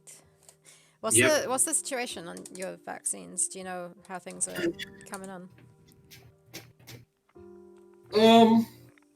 Because over here it's confusing. I know someone who just got it, and they're 50. So I think it's going to be a while for me still. Did they get the one that you have to do it twice, or? I thought that's the only one that existed. No, there are plenty. Yeah, No, maybe in the UK. I think all the ones here are twice, but I don't know. I have not been looking. It's either Pfizer or AstraZeneca. I'm not sure. And also there was an issue last week where one of the vaccines they paused it because they had to do some research that maybe it wasn't safe, and then they said, "Oh, it's actually safe," so they continued, but that made them stop for a little while. I don't know. I haven't heard about vaccinations here too much. I know I haven't heard anything bad, so it must keep going. I know they plan by the end of May to have everyone who's like over 50 vaccinated. They said that. I don't know what's gonna happen. I have no idea when my age group is getting vaccinated. Probably like in the summer or the end of the summer. At the moment, everyone's really tired with the government fucking up all the time. Our hospitals are full. Because it's just like, yeah, they keep telling us to be inside and all that. Obviously, everyone does that. But we're like in a strict lockdown here. It's not like the UK. But if you are like in a strict lockdown and the numbers keep going up and you don't see this changing, then it's really frustrating. I'm not saying you should go out. I'm just saying that you don't feel like you have someone properly in charge.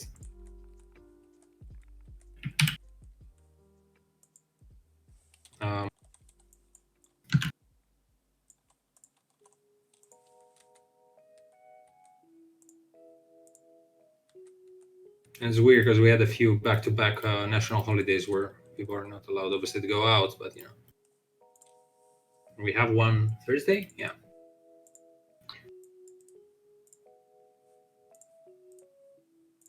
What's the holiday now? Greece has always got holidays. What the heck? It is. It's a national holiday which celebrates Greece being liberated by the Ottoman Empire, the Turks, because Greece used to be 400 years under the occupation from the Ottoman Empire, which technically makes most Greeks descendants of Turks now, I guess. But yeah, it's weird. So, but also it's like the 200-year anniversary as well. So that's kind of a special, even more special, if it makes sense. It's exactly to the year 200 years. That's one. So the government would love to have a parade, which I think will happen, but without an audience. That's kind of weird now. Yeah.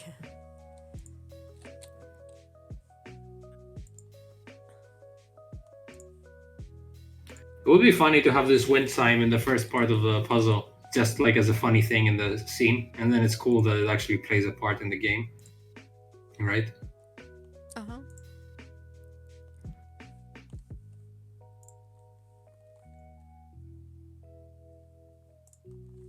And then the other holiday we had, Sarah, was that Monday thing where you eat, which marks the beginning of 40 days of fasting before Easter Day. And then obviously it's Easter. End of April, May, something like that. Oh, that's the Zoom thing. I found it. Cool.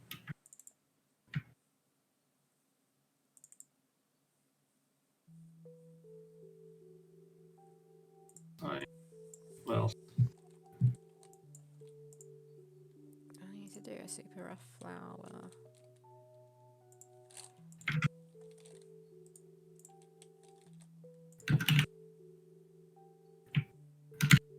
Strawberry at child. We had to fill in some dumb census thing in the UK. Deadline was Sunday. Census. Sunday what? Sunday was the deadline. For? I didn't get the second word. Census. We had a census that we had to fill in. Census? What's that? There's a bunch of questions. What is a census? What is the voting An thing? official What count or survey, especially of a population. It's a household Oh, I census. see. That's population. Yeah, okay. Population monitoring, whatever, to see how many people are in the country, right? No, it's not just that. Like but they ask like questions I'd rather not answer. We had that in Greece like They a few asked years. about. They do it every 10 years, I think. Yeah. I Yeah, they remember asked. that. This time they asked about sexual orientation. Also, whether you are the same gender you were as you were born. Oh, seriously? Yeah, that's How- the addition to this. They ask about. How is this? Is this a weird question to ask like old people though, who are like what? They're like conservative old people. That must be so confusing to them. They also asked about. Oh yeah, that was super weird. They asked about jobs, so I had to put because it's about the Sunday, like the day that you. I think the deadline is the day that it's meant to be about. So it's like for the past week. I can't remember how, but it was a certain period of time, but not very long. Are you self-employed or an employee or like whatever else? So I had to put down that I was an employee and an employer. Because technically I am until March. But I didn't put down employer. They didn't ask that. But then so I had to put down that I'm an employee. But the next question is like, in your main job, what are you? So I have to put self-employed for that. Like, it was just kind of like weird that they're asking about it right now. And then there was like race questions, religion questions. Race, I didn't like. I hate answering those sort of questions. I don't agree with it. I get some of it is like to they're trying to make a difference, but I don't like being put in a box. But yeah, I was asked, what's your national identity? And it had like British, English, and then it probably had like Scottish, Irish, Welsh. I mean, I don't know if it had those ones. It had like a bunch of other ones. But then I was trying to work out if I am British or English, and I was like stuck on that for ages. I went with English because I seem to remember that being my nationality at school when I was growing up. It's with British and English. I thought it's like one is from the UK and the other one from England. What's the difference? Yeah, well, no, there's no difference. It's national identity. It's what you personally identify as.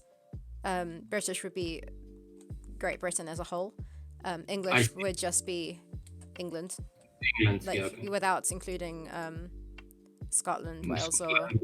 Which part of Ireland is it? I'm so sorry. One part of Ireland that's not the Northern Ireland, I guess. Yeah, this is probably the reason why I don't say British.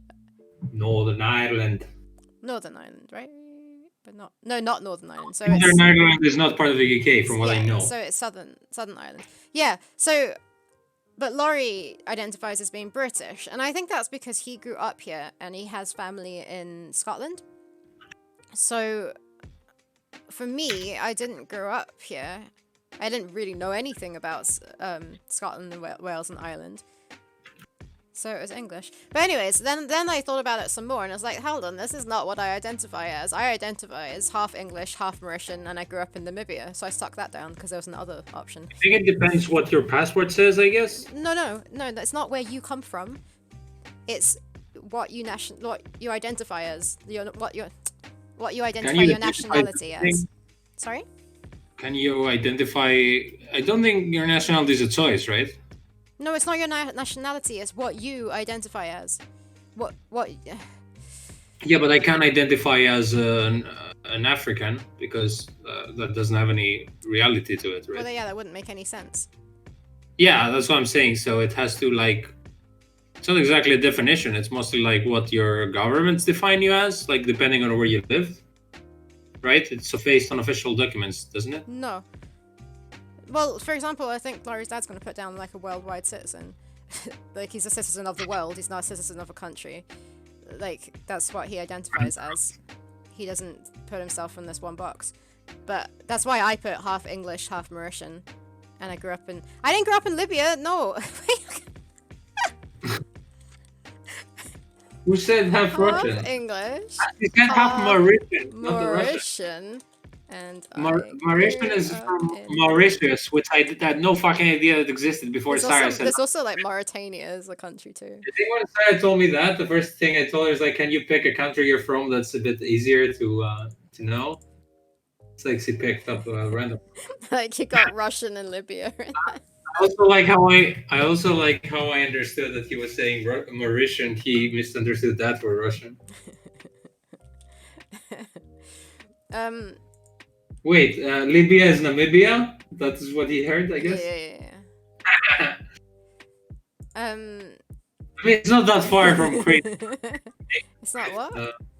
It's not that far from as crazy country combinations go. Instead of Russian and Libya, it's like Mauritius and Namibia. Yeah. Anyways, that's what I put down because like I don't see myself as full on English. I don't feel like I'm from here. I don't feel like I'm from Mauritius, and I don't feel like I'm from Namibia because I'm not. I mean, I grew up there. I think I understand what you mean because I remember I met like a couple of people in the university that we were at, and they were like, I had like a friend, Vida, I think I was telling her, who's half Chilean, half Italian, but she also was half, I don't know, was he half English? I have no idea because he was speaking English accent. But I don't know. I didn't really. But every time I called her English, it was like, I'm not English, I'm Italian, or like she just picked what she wanted to be called, I guess. Or the other girl I talked to who was half Italian, half English. I think depending on what country she was at, she was picking a side. So if she was in England, she was Italian, and if she was in Italy, she was English, just to be more exotic, I guess, in this place. But some people also have dual citizen passports. Yeah. So that's why but it's just like personally. No, why would I? No, I don't. Why wouldn't you? Because you grew up in. I was born in England. Oh, I see. Okay. I had permanent residence in Namibia. There's no way we'd get a Namibian passport. Like deluxe access. You're half English, half Martian. Yeah, you broke your tip. Yeah. Half Martian. Yeah, I was kind of joking that I put that on the census thing. Half Martian. I'm half Greek, half Greek. So I'm all Greek. That's easy to remember. Yeah, exactly. It's hard for you to like relate to this. No, I don't. But I met a ton of people in university that were like dual citizenships. Remember, like one of the guys next to my flat, he was a combination I've never heard. He was half Japanese, half Swedish. So I was like, wow, I didn't know even that existed. Obviously, everything exists, but the guy was half Italian, half Peruvian. I don't remember what other combinations we had. But yeah, it's weird. Basically, you just don't ever feel like you actually belong in just any a little, of the countries. But it was a great environment to go to university because it was so mind-blowing to me to meet all those people from different parts of the world who are like our age and selling. Also, like all the Japanese people I remember, they were like 33 years old and they looked like they were 22. And I always felt like they were our age, but they were like more than a decade older. He was 33 years old. Keiko was... She was 30, I think. Barely remember. Keiko was in the animation. She was... Why did she disappear? She didn't? She wasn't there. She did, yeah. Maybe she left like after a year. She wasn't the first year. I don't remember what happened to her. She was one of the people that disappeared after the first year. Oh, maybe. So very common. A lot of people left. Like the whole number of people like... Attorneys, so now they're brothers-in-law. Wow.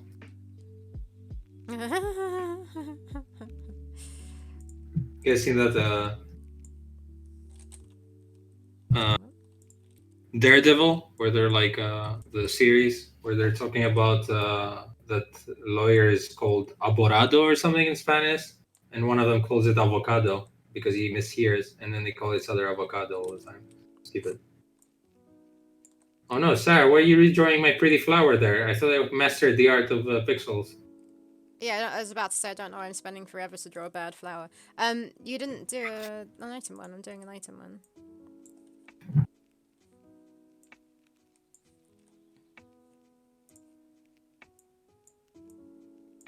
Sarah, what do you think about... What am I doing? Sarah? Hello? What do you think about the child when you throw the berries at him? Right?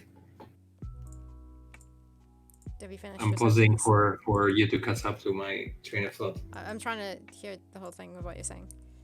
So when you throw the berries to the child and the child throws the berries at the face of the barbarian, do you think it should be like like in the demo where you click on the child and then your cursor becomes the face of it, and then you kind of like control the child instead of just it automatically happening like the thing. Yeah, for consistency purposes. I think it should, because like it makes sense for like it's an extra step that you take as a player instead of just watching cutscenes, I guess. I just love it now that I'm doing the puzzle design document. I just wrote in the box, use child with barbarian, so because I don't know what to do. What to type about this? Okay, enough of the super bad symmetrical flower.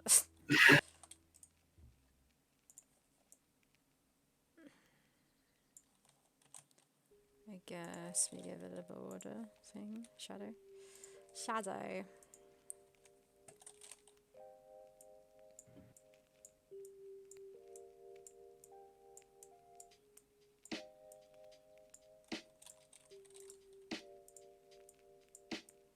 I want my plant. I bought it like 8 days ago. It says it will come here in like 7 to 10 days.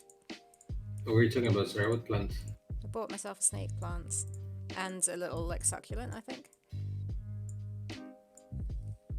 But I bought it a week ago, or 8 days ago. Oh, I just realized that you're actually drawing an item for the main. Yeah, that's what I said. You didn't do the item. That's what I'm drawing. I thought you were doing literally what I drew, but like nicer. But for like the to massive scale. I didn't see the scale. I didn't know, but yeah, now it makes sense because my scale is 4 pixels. So. What am I doing?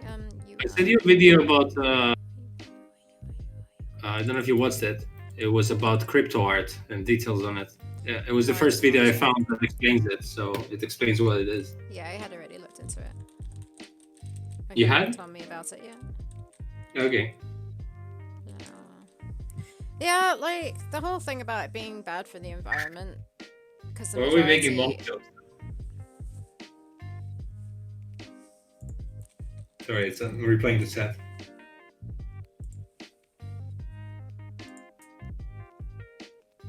Go on. Okay. Inventory item.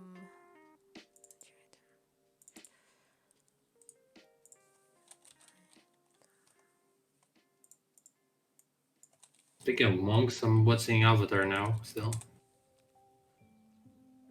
Wait, is that for reals? Are you actually wanting to? Yeah, the series. Is it a joke? I can't get it. I don't get it. I wanted to be a monk, but unfortunately I never got the chance. Oh, the chance! It's a joke. Yep. That's why I say we started making jokes about monks now.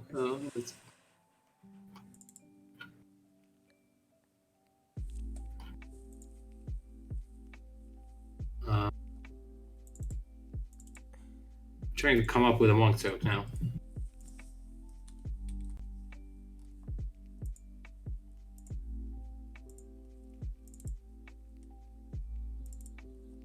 Yeah, that was a good one.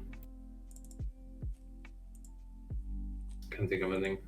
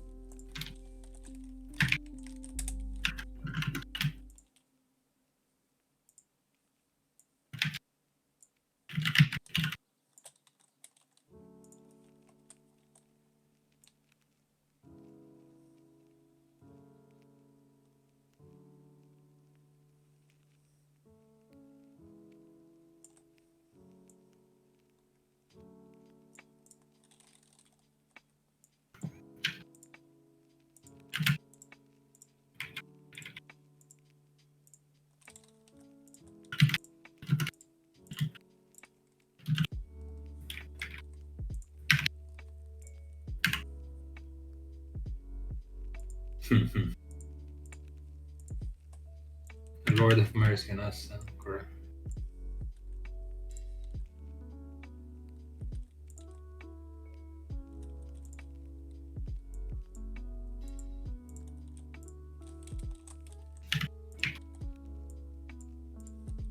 Oh, I made an amazing joke while we were filming the cooking show. My friend was taking close-ups of like the oil being fried and all that, and I was like, I bet your favorite camera move is the pan right now. Get it? Yeah, we're so proud of this joke. My friend's not used to me, so when he realizes, he just makes like a face, but it takes him like 10 seconds to realize I'm making a pun. And when it does, it's just like, it feels like he got punched in the stomach. But it's always great.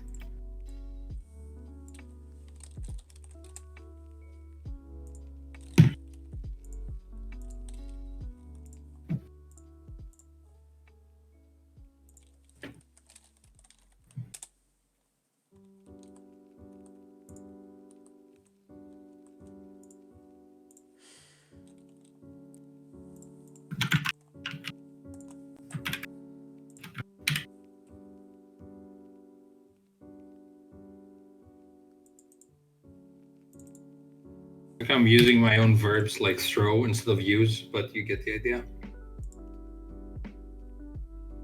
Oh, right, yeah.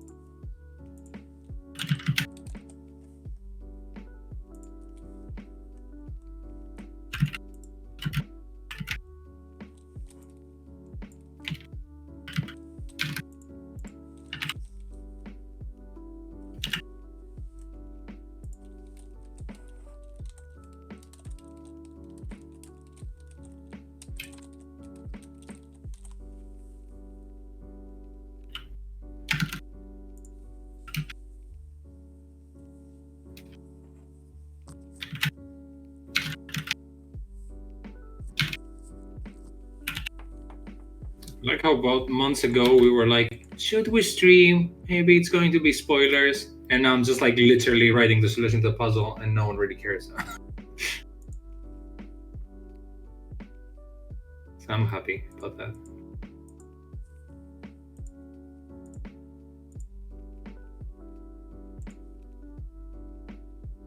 It was a work in progress. Some of those puzzles are not even going to make it. It's like they're for tweaking and clarity.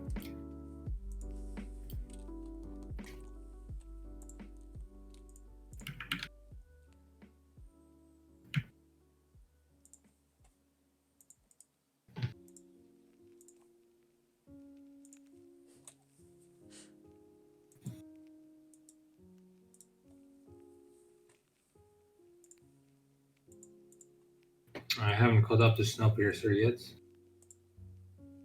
I missed that. Yeah, I watched some more. Oh, actually, the second episode I missed a couple of episodes because there's a new one today, actually. You enjoying it? Yeah. Yeah, it's fun. I don't know. I like it every time I watch it. You know what character I really don't like? No. His lady friend with the friends. Mm-hmm. Yeah, I don't know. Betrayed him like a billion times, and now she acts like it's so cool. So I don't really like it.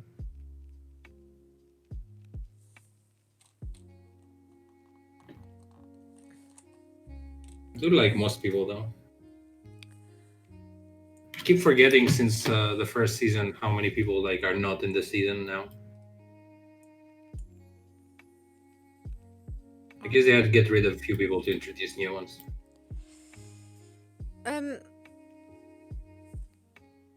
I'm wondering what the heck, when the invasion happens, if there's going to be a completely different background or not.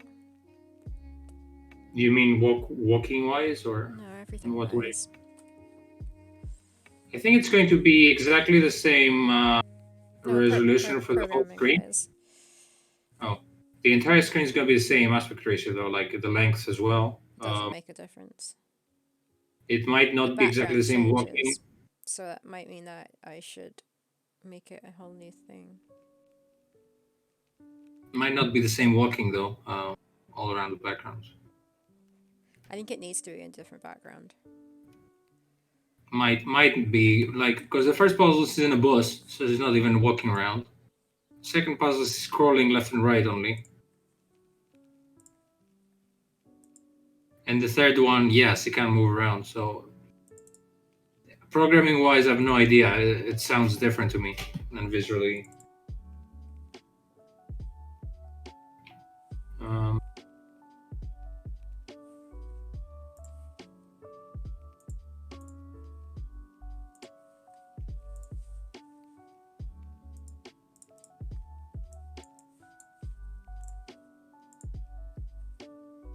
I'm not paying too much attention to the puzzle chart, but today feels pretty productive. I'm getting a lot done on my end. That's pretty cool. I mean, I guess maybe that's the point of this stream, right? To keep each other company while working.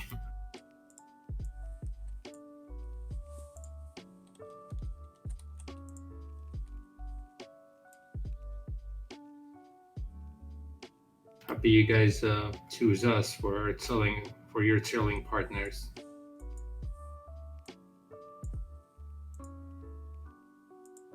We stopped talking about food at least.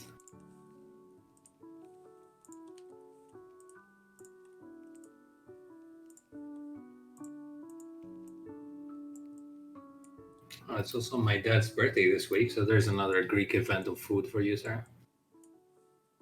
A personal one. National holiday. It's a personal holiday.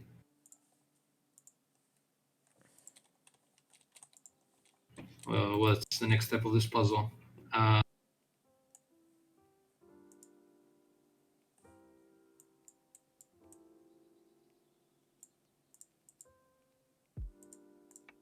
Since here the torch is close to the barbarian just out of your reach. From one of the corpses you spot a small necklace and pick it up. You then use the torch, always hidden behind the body, and lasso it towards you undetected. Should I ask the audience what they think about this part of the puzzle? Sorry, about what part of the puzzle? It's the necklace part. If you like. No, I'm just gonna say if they have any more suggestions other than the necklace, basically. Because I agree with you, but I don't know what to add there. Basically, the idea for whoever is watching or has an idea is that let's zoom in properly. We're in this puzzle here. This guy has a torch, right? You need to get the torch, basically. It's not going to be in his hands. It's going to be somewhere here, like close to him, but not close for you enough for you to reach it. Because every time you're hidden behind the bodies, and let's say the torch is poop. 1 sec. Let's say the torch is here, or something, or here, or here. And then you can reach it because you're in perspective. You're like right here. And every time you try to reach it, he just turns. He's like, "Oh, what was that sound?" And then you go back. So you need to use like a lasso or something that extends your reach. And I was thinking that maybe one of these bodies had like a necklace or something, but sorry, I think it's a bit too tiny to use a lasso.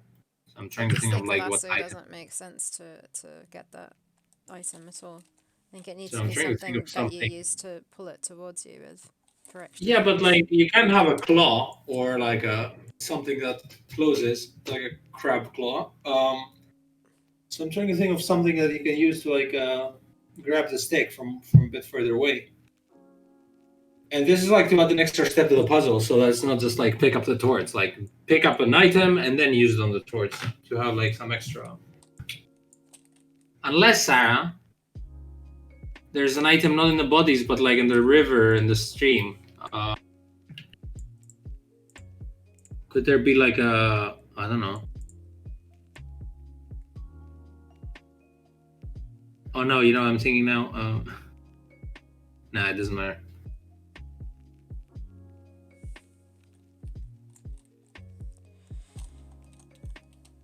Anyway, I'll just keep the necklace in and just write like this is gonna change because it's an extra item. I'm gonna give it an dependency chart. I mean, just keep going.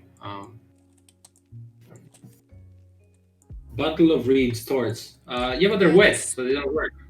Why are they wet? Because they're reeds, right? Reeds, the top part is not in the water. Oh. That's what I also kind of feel is like you should be able, like, there's plenty around you that you can actually make a torch with as well. Dry reeds in sunlight. It's dark. Why is everyone deconstructing my puzzle? Then I have nothing now. I just thought that torch is the obvious solution to like lighting up a on fire. Basically, what happens is that the barbarian already has a torch on him, and then you're meant to distract him, and he drops the torch. So I think what Costas wants to do is to use that torch that he's dropped, but you can't. It's like out of your reach. You know what? He wants to be able to reach it. I'm gonna delete all the reads from this background when this time comes, so that there's no excuse. They got destroyed by the barbarians. Okay. There is actually a fire over there where the reeds are, but it's just like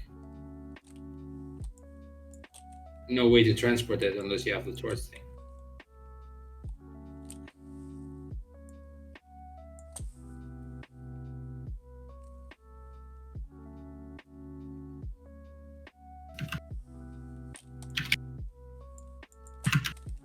Is there anything interesting that a dead body could have? Like, not its leg, obviously, but you know. Ha! Can you use a hand from one of the bodies? That's it.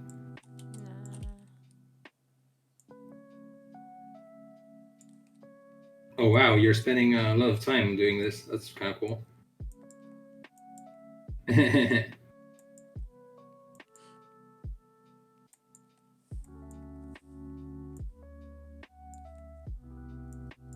You're making an invasion background from this? Just to make it clear that it's changed. Okay, although I haven't designed this yet, but... Design what? I mean, I have designed this, but it's...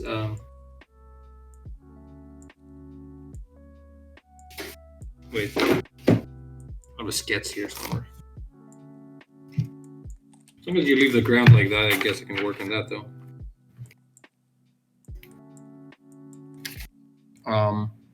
I've shown you before, but do you see this barbarian thing? Yeah.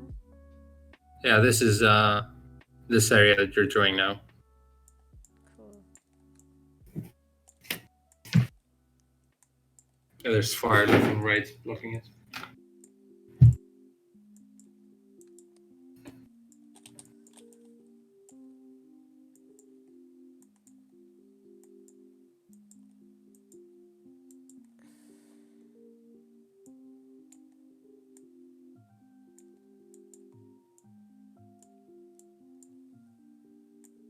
Also, Sumatra Fate of Yandi just like came out on like every single console ever. Kind of cool for those guys. Yeah, it must be quite exciting to see a game on other platforms.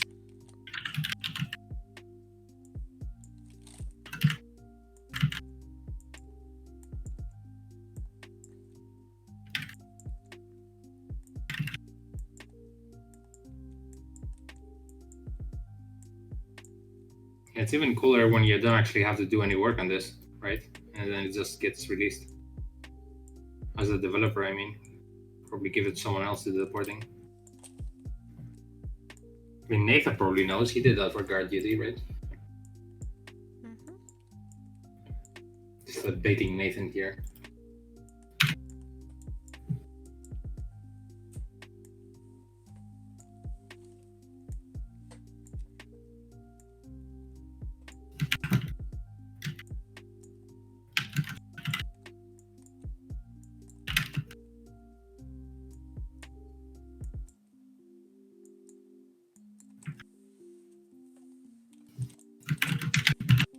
Nathan says knows what. We're talking about Sumatra, Cloak and Dagger games that are just released their game on every single console, and but you probably had the same experience where you don't really have to do anything other than chat with the people who are porting it. So like on your end as a developer, it's not that much extra work, it's just port, right? I mean, surely don't you have to do some sort of thing for it to be used with a different, like not a mouse and keyboard?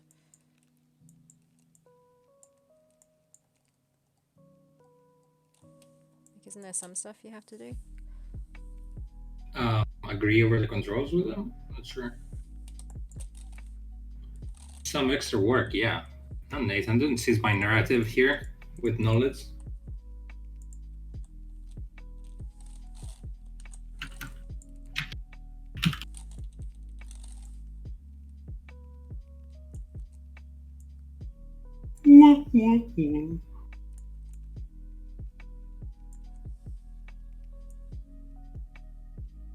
Actually, sometimes your friend Sarah helps us with puzzles.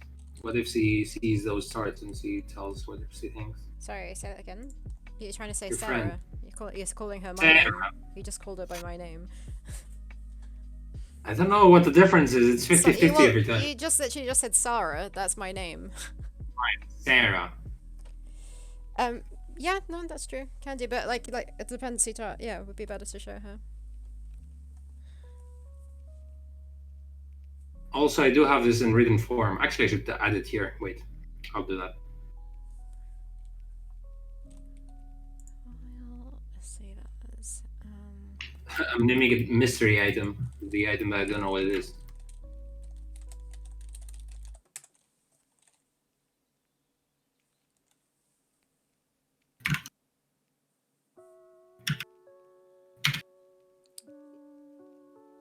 They use a wrapper for the AGS game. You have to modify the game yourself to support controllers and stuff and implement the different languages. Yeah, makes sense.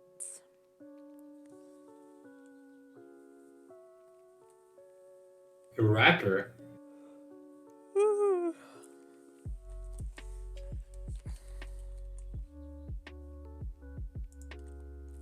Yeah, Cloak and Dagger guys are crazily productive. And they have, they keep like honing their skills and they start building up. Pretty solid.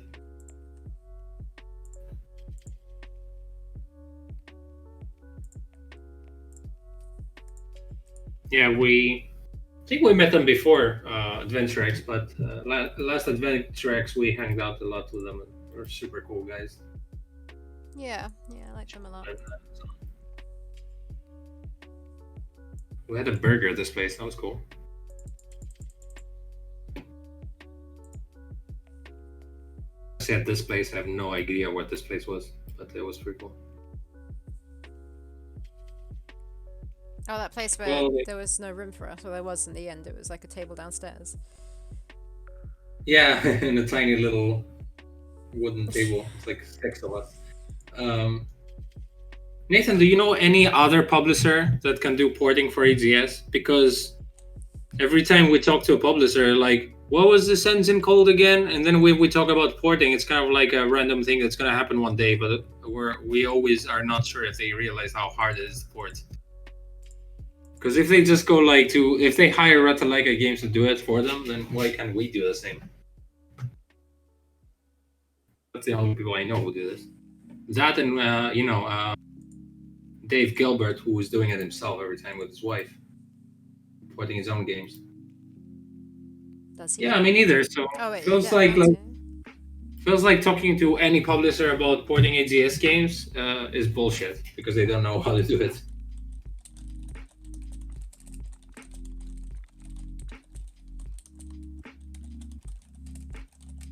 Who's Grundy? Grundy stuff? He hasn't ported on anything other than PC, has he? Or am I wrong? Not on consoles. I think he doesn't have anything on consoles, to be fair. Ass paid for it. Who's Ass? He's on mobile too. Yeah, Grundy's not on consoles. Oh, he's going on Switch. Oh, really? I know the guys who did the Whispers of a Machine. They ported for Android, I think, and maybe application system. Maybe iOS. Application systems. No, they poured on anything. Yeah, they're his publisher. You're right, but I don't know if they poured anything. But I think they're his publishers. Were they his publishers for Lamplight City? Because I think they weren't. I think they're just for this game now. Might be mistaken, but I wasn't away. He was going to switch. You were where? Where you mean? Okay. Oh, I'm guessing. Yeah, I didn't know he was going to switch either, but he was not. But the thing is, there are not that many porters out there for AGS, which makes us wonder if a publisher would ever do anything for us.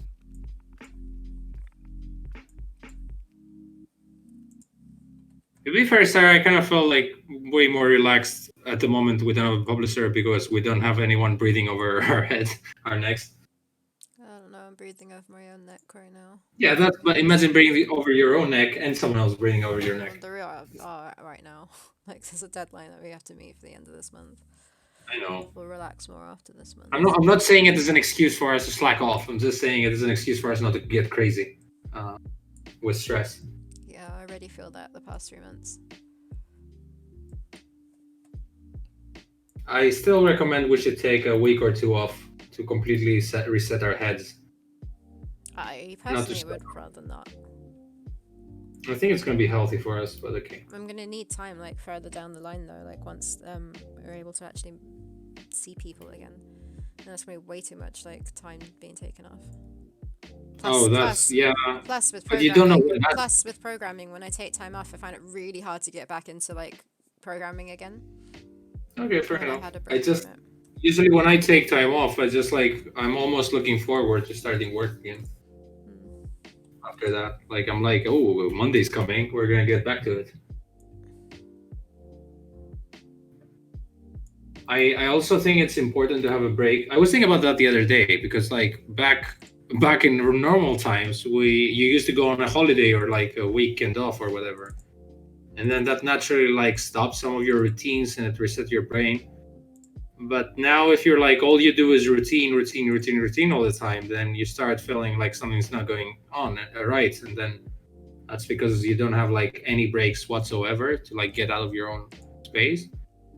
And what I did was like I took a week off, for example, of like maybe working out or just like eating healthy, stuff like that. But only a week, not to like get bad habits back. But it kind of felt liberating. Like I didn't have like to be perfect all the time, and I could like slack off for a little bit, as long as you get back to it. My point is, because the danger with like holidays or whatever is like completely destroying your program or schedule or whatever. But now with COVID, you never have the chance to like go anywhere to do that, so you kind of have to allow yourself some relaxing times, I guess. Even if it's at your house playing video games, but you know, you kind of need a break to appreciate having a routine, I guess, because otherwise it's all like a blend in your head. That's my theory, at least. But before, I always struggled when it was like holidays or Christmas or something. I would have like really bad food or whatever, and I would just like sleep all day, and then it was super hard for me to get back into like being productive, which I guess I think everyone's dealing with.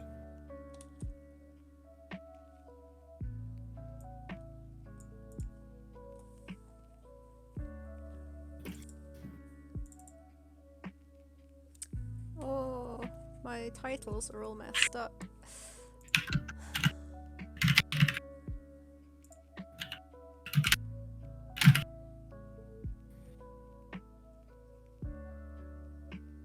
Wait, what's going on here? I might be mistaken, but I wasn't aware. I'm getting into NDA territory here, but do you have any questions? Just DM Costas. Oh, DM. Okay, you're telling me to DM you. Oh, thanks. That's cool. Oh, okay. So we're just like the Discord. Is that is what you're talking about, Nathan? Like creating your own NDAs, or talking with some publisher about them? No, as in like your questions he can't answer because he's signed an NDA, so he's not permitted to talk. Oh, I see what you mean. Oh, with them, I see what you mean. Yeah, thanks, Nathan. That's cool. I understand now. Thanks, Sarah. Sorry, I skipped the conversation a little bit.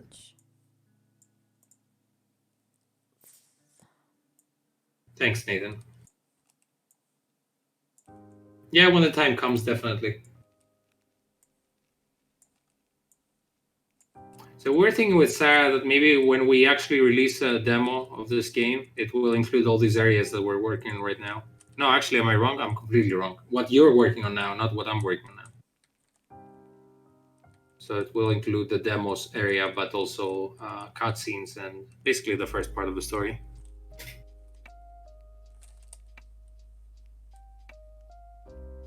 Where's the other? Sarah's being crazy now. Where's the backslash? Okay. There we go. How do you do a Q? Sorry, don't say those things. You're gonna cause a backslash on our fan base. What? Guys, got that? That was great, Joe. Backlash, not a backslash. I know, that was the pun I made. Oh, does it work? Or is that what puns are? Excuse me, Sarah, can you please laugh with my jokes and not criticize them? Exactly. So, thank you, Joaquin Phoenix. Is that playing the Joker. What? Joaquin Phoenix played the Joker. I don't know who Joaquin Phoenix is. It's the guy from The Gladiator, the bad guy. He's the actor. Oh, no wonder he's got a ridiculous name. Does that look like a Q? I'm not happy with that. I don't know how to type his name. It's insane. Genuine laughter is deluxe talks. What did I just do? What? Okay. See Sarah coding words over there. I did this all like ages ago. I don't remember. Oh, now Costa's gonna be like, "Oh, you did it AGS ago." Oh, you did it AGS ago. Great joke, Sarah.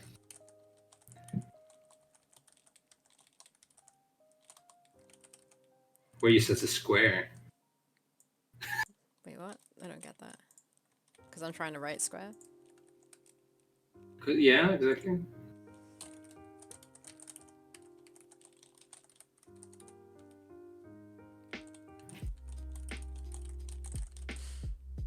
How did I do? Oh, before.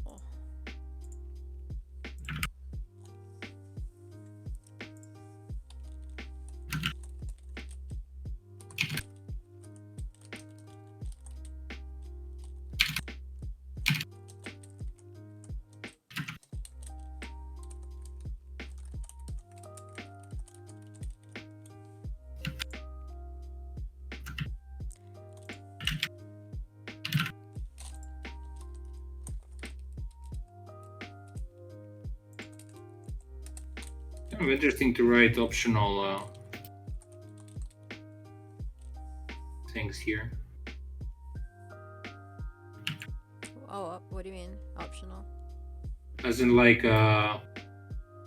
wait, you can see my screen probably.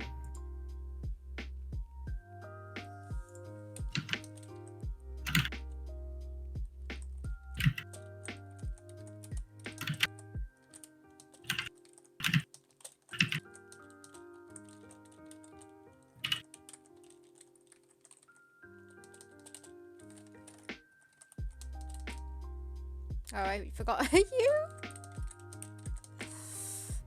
Square. Damn it.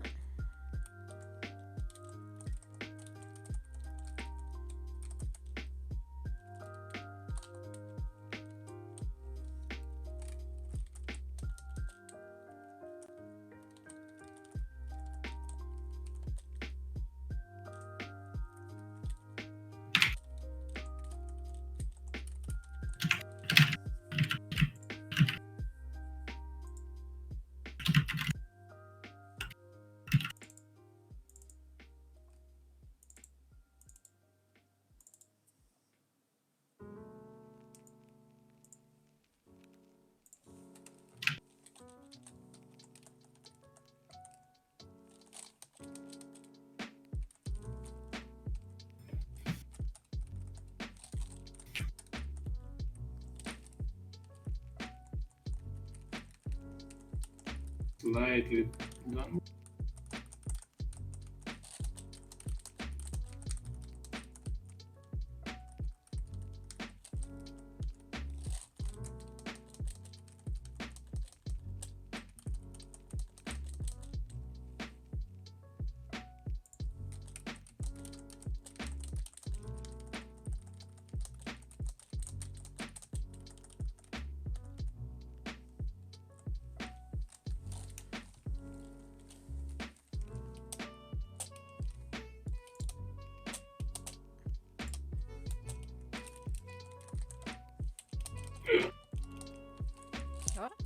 just hiccup? I got shocked by the amount of text that I got from this.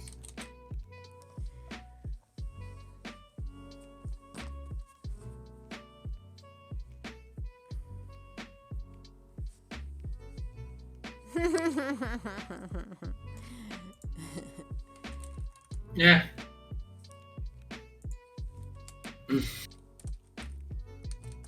Happy we're comforting this kitty. Be a cat-friendly stream, huh?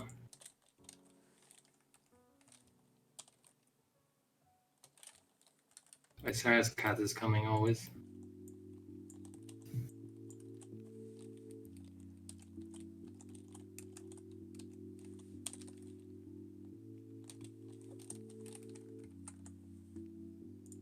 I'm doing very right. important work here.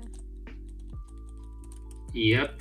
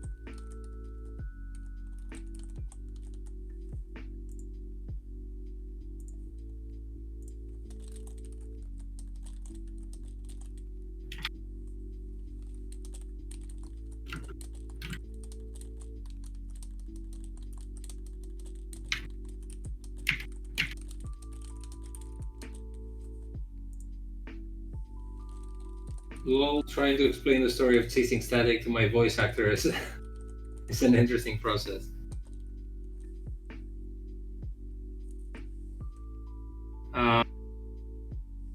In my experience, I don't think voice actors even need to know the whole story. You can to do their job. Like you can explain it to them, but they don't really need to understand it. Like the amount of actors who have no idea what they're working on, just they trust your instincts on it. So as long as you express your passion to them and like explain it, you don't have to worry if they understand or not. They could be like, yeah, that's cool. And then it could be like, I have no idea what I'm doing, but it sounds cool. So we'll see what the end result is.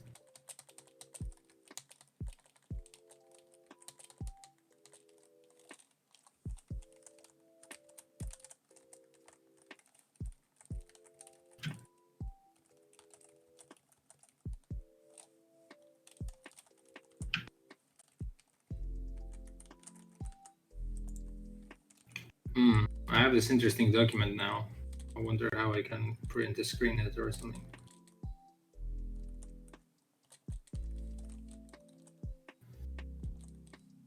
Do you give its dinosaur huge backstory so Tiana can get into character?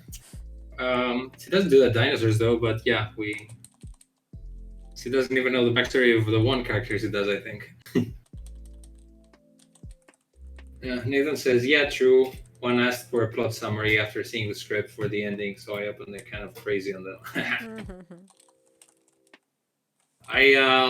I was really conscious about that because I was on my first movie. I had to like explain to like old actors from the theater who were like decades older than me about my crazy film of people blowing up and running with guns. But my main concern was like try to describe that I know what I'm doing and I'm not going to ruin their careers. So that was kind of interesting.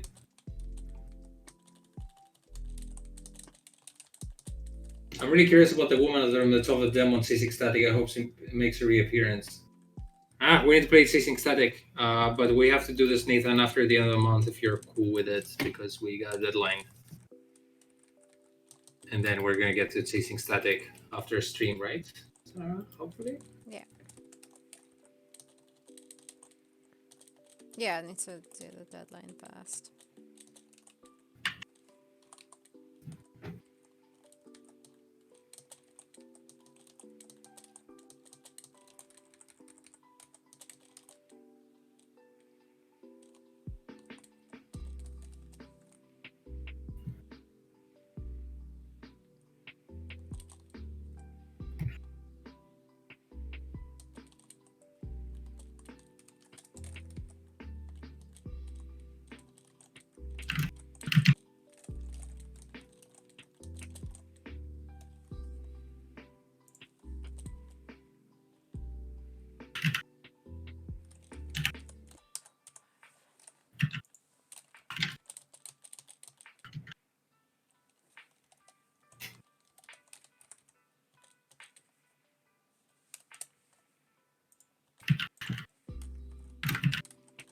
I was really surprised to see yesterday John Carpenter on London Games Festival live talking about games. Apparently, he's just like plays games all the time. He's just like chills. But he's such a down to earth guy. It's so amazing. Like because they had a lot of video game people send him a video message asking him questions, and there was like some guy who was like a music composer, and he was just trying to he was saying I loved your music and like this film, and did you like consider the pace of it? It was like it reminded you of like tribal sounds, and like you wanted to get the audience into a trance. And then it cut back to like John Carpenter, and he was like I don't know, I don't know about the tribal stuff, but if you mean that like we maybe had a little weed while making the song, so maybe that was kind of like the sense of it that was like otherworldly. But he was just being such down to earth guy. He wasn't saying like super. I love that. Like it just like does cool shit, and it doesn't like feel the need to be pompous or whatever. I think it's just like he's just playing video games now, and he's just like making comic books. He does whatever. He's like a teenager, and he's like 80 years old or whatever. Amazing.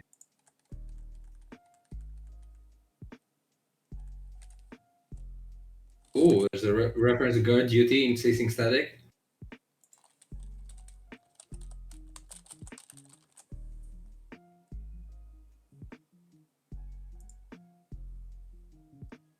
Poor guy, he's 73, not 80. It does look like he's a billion years old, to be fair, but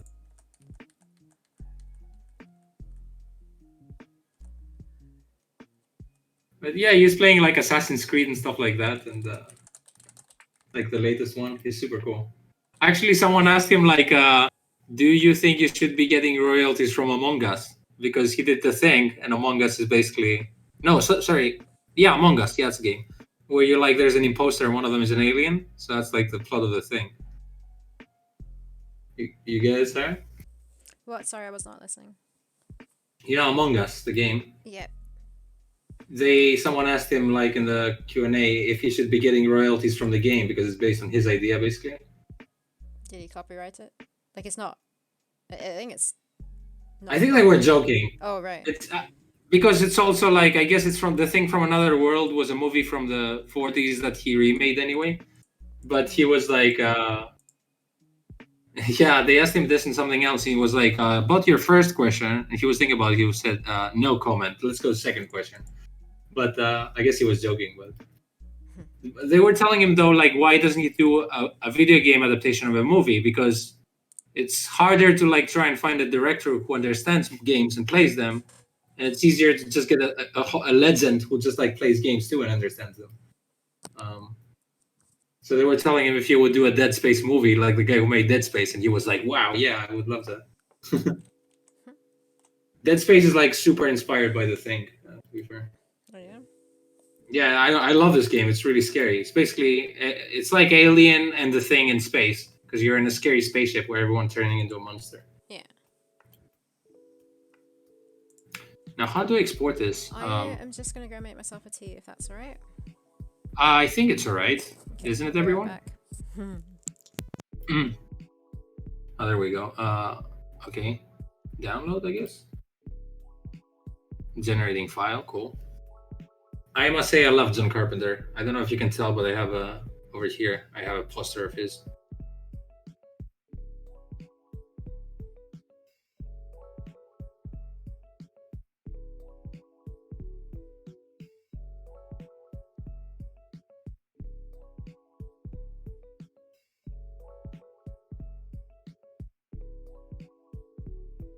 Plugging in and out. My microphone, can you guys hear me? What the fuck is going on?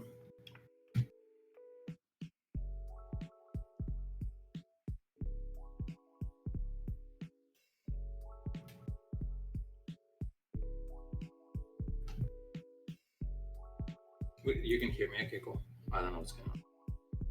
So that looks good.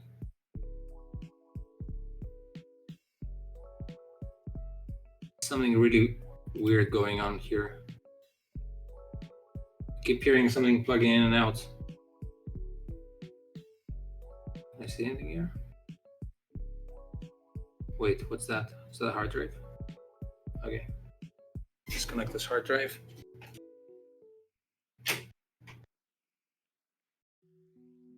Okay. Yeah, you can hear it. It's my computer audio.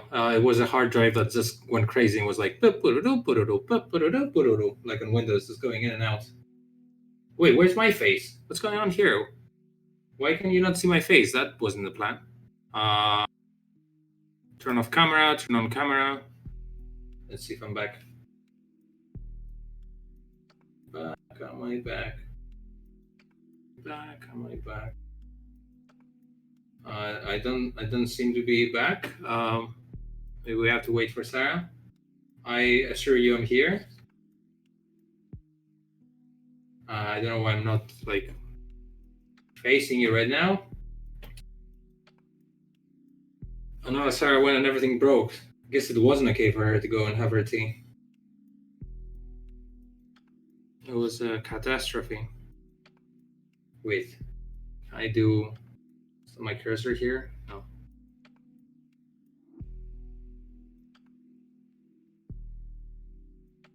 Let's see. Yeah. So let's do something. Is that my face?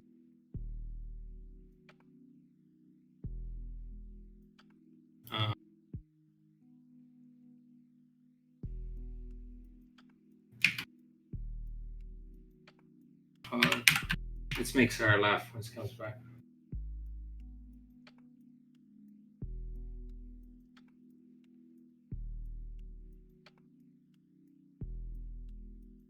Okay.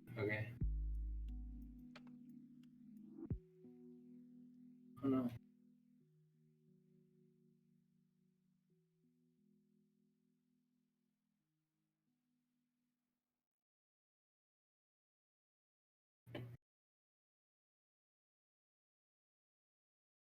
Okay. Is that fine? Let's see.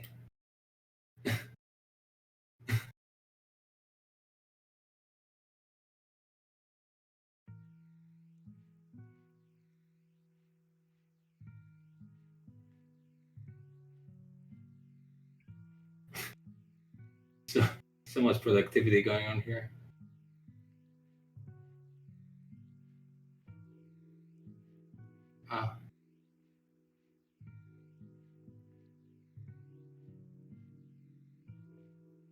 Okay. I'm so amused by this.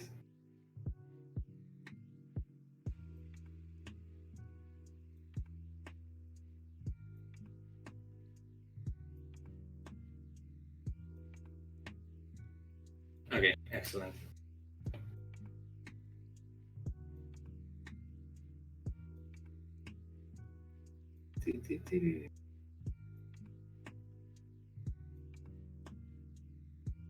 Oh, everything is gone. I have a bug instead of my face.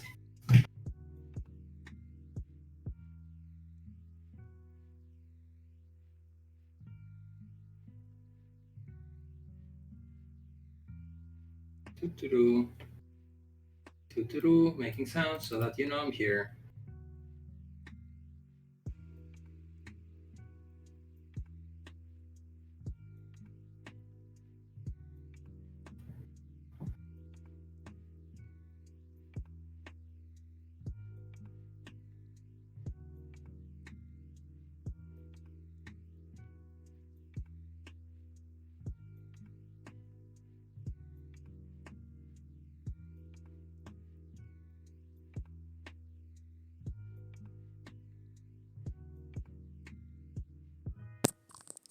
Hello.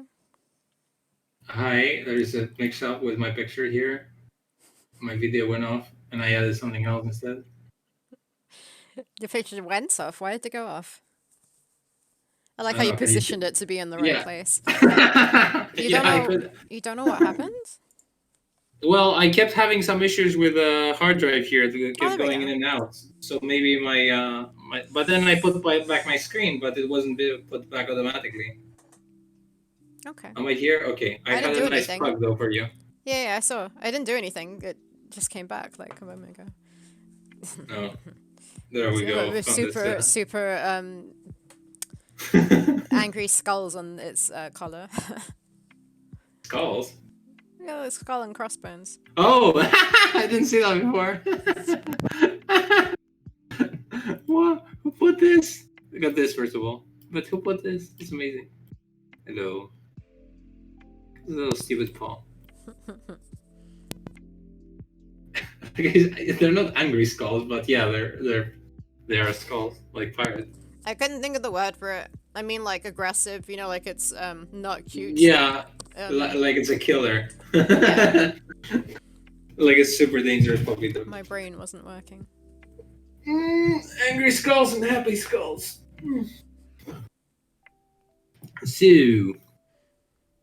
oh yeah. Let me send this to you. I sent the video from the London Games Festival to my friend, and he said like who edited it, who edited this. He didn't like, and I agreed with how both of us are on screen talking at the same. Sorry. We have a little both bit of of us are on screen on the same time. So when you're talking, I'm looking at my notes to because he did say we could do that to know what to say for the next bit. But it's obvious that I'm doing that. He reckoned it should have been like showing us separately each time, which I agree with. But it does look a bit weird like that. But maybe because your friend though knows you, so he was looking at you specifically. I don't know, but I know what you mean. Also, what bothered me was the big gap between each of our. I need to watch every it time. again. Every time I talked or you talked, there was a little gap when we switched in between each other. And That's the guy who was helping us did mention it, but also like, you know, how fast can we talk over each other? We weren't like that much. But he could have edited it and cut out. He did do some editing. Yeah. I think they were super ambitious with all that thing. And then he said, "Wow, I see you used your presenter voice too. Very very formal. Presenter voice." Yeah, I know what he means though. It's like, good evening. Jeez. Okay. You do have a presenting voice though. It's not a voice, it's more like the tone.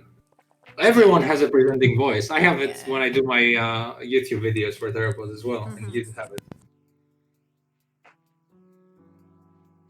Good evening. Hey, did I tell you I downloaded? I found some series on pronouncing things with like a more British accent, and it's helping me pronounce my S's and my T's actually. Seriously. Yeah, but it's nice because I told you. Well, first of all that, but also I do have a problem. Sometimes people can't listen to what I'm saying, and I think because my Greek accent has really thick S's, like when I was told what kind of mouth shapes you do for the S or like T, and then I heard back my voice, I was like, oh shit, yeah, the S's in Greek are like very, very thick, and you kind of like put your tongue somewhere else to say that. But I'm doing consonants now, but I will move on to vowels. Is this on YouTube? I think it's on Udemy, like one of those places that people like teach you stuff. Oh, okay. So I have it like it's in different parts. But it tells you what the difference is between a British accent and, you know, any other accent. So it tells you like they have elongated S's or like snake, kind of like that kind of sound. And then, yeah, it's very interesting. It's interesting because I feel like so conscious now when I'm talking to. Sorry. On certain. No. I mean, I don't blame you. I mean, I always wanted to fix that. Yeah, I always feel like I like correcting people when I can tell something, but I need to know that the person's okay with me correcting them. Because well, I mean, I know you for like 10 years now, so I know when you're correcting me that you're not saying it because you hate me. You kind of like want things to be correct. Yeah, so no. Like the thing is, if it was me, I'd rather be saying something correctly. Yeah. No, I mean. But yeah, like I had a Spanish friend who I used to work with, and she'd say like, "Please correct me anytime I'm wrong." So like I corrected her loads, like constantly. I was like, "Please tell me if I'm being annoying." But you did the same with me, but I did appreciate it after a while. Yeah. Because I know you though. Like if someone who doesn't know you, I can understand if they're like, "What the fuck is her problem?" But, yeah. So I'm not encouraging you to do that to other people, but you can do it to me. Sometimes I automatically do it without thinking though, but like it's not to people I don't know. Like that'd be weird and rude. I don't know what I'm doing now because like now I need to like do like a whole different area or like a different section. By the way, I sent you. I saw. I sent you a PNG of everything, so you can share that with Sarah if she wants to. Yeah. With Sarah. Sarah. See, no. Yeah. I can't even say. I was trying to say. Also, it wasn't just you. I was really upset when I was trying to say wish list, and I could not when I was doing the video, because I was like, you didn't say anything about that. I was just me in my room trying to get my tongue to loosen up. But now every time I read something or I speak, that's when I feel conscious, and then I think it's gonna fix itself. Because I mean, I'm gonna be speaking English on like a number of occasions, and I'd rather get a better accent at this because it's an investment, I guess. Like your accent's totally fine. It's just your S thing mostly. It's a little bit Greek on some. It makes it messy as well because it kind of blends your words together too much that it's kind of difficult to. I mean, I know you, so like it's easier to understand, but then sometimes I don't know. But yeah. No, I agree. I just have to find what the S's was one of the big ones, and I discovered it while I was trying to say it because I tried a couple of times to say it, and then it started sounding way better. I don't know. It's just kind of my new obsession now.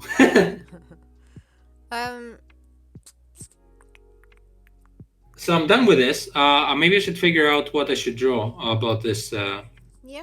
Can you? Oh, I guess I could do it myself. That's alright. I was gonna ask you if you could give me that banner, but I forgot. You gave me that banner. No, that's why I sent it to you. You made it bigger, so I don't have that banner. Oh. But it's fine. I can do it myself. Yeah, but then I made it bigger, but that means that it's wrong pixel aspect ratio. So I thought you would not be a fan of that. But the kids prototype shittiness, anyways.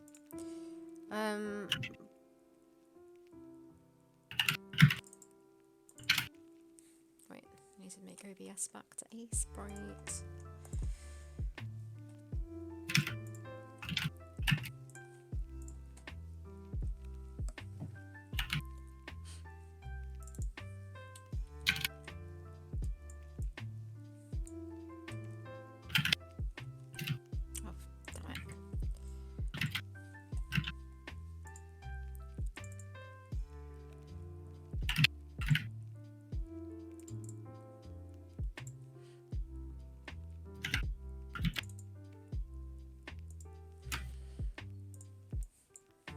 That's the banner.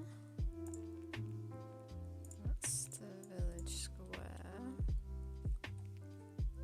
And then that's maybe the placement. That's the placement.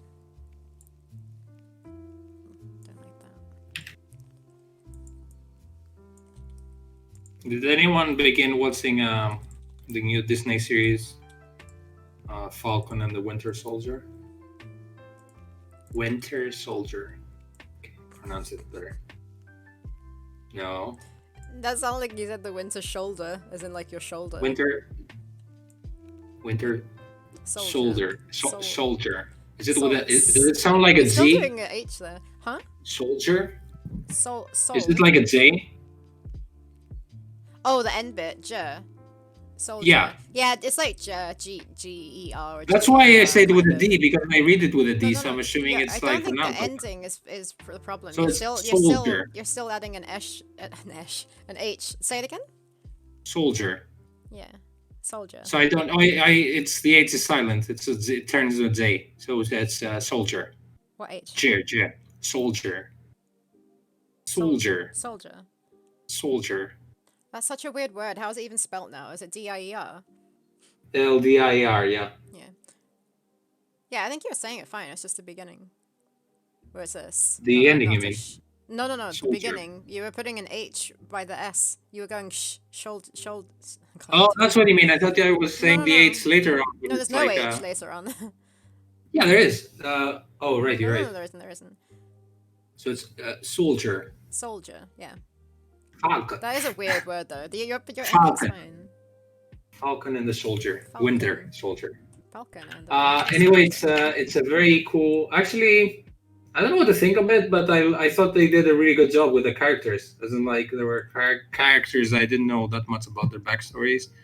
They managed to make them really. They managed to make me care about them a lot.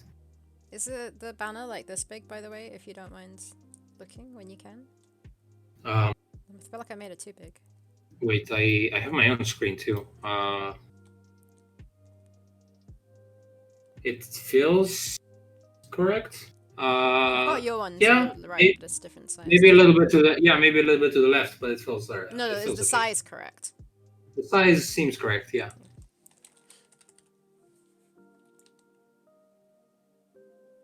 Oh yeah, move this.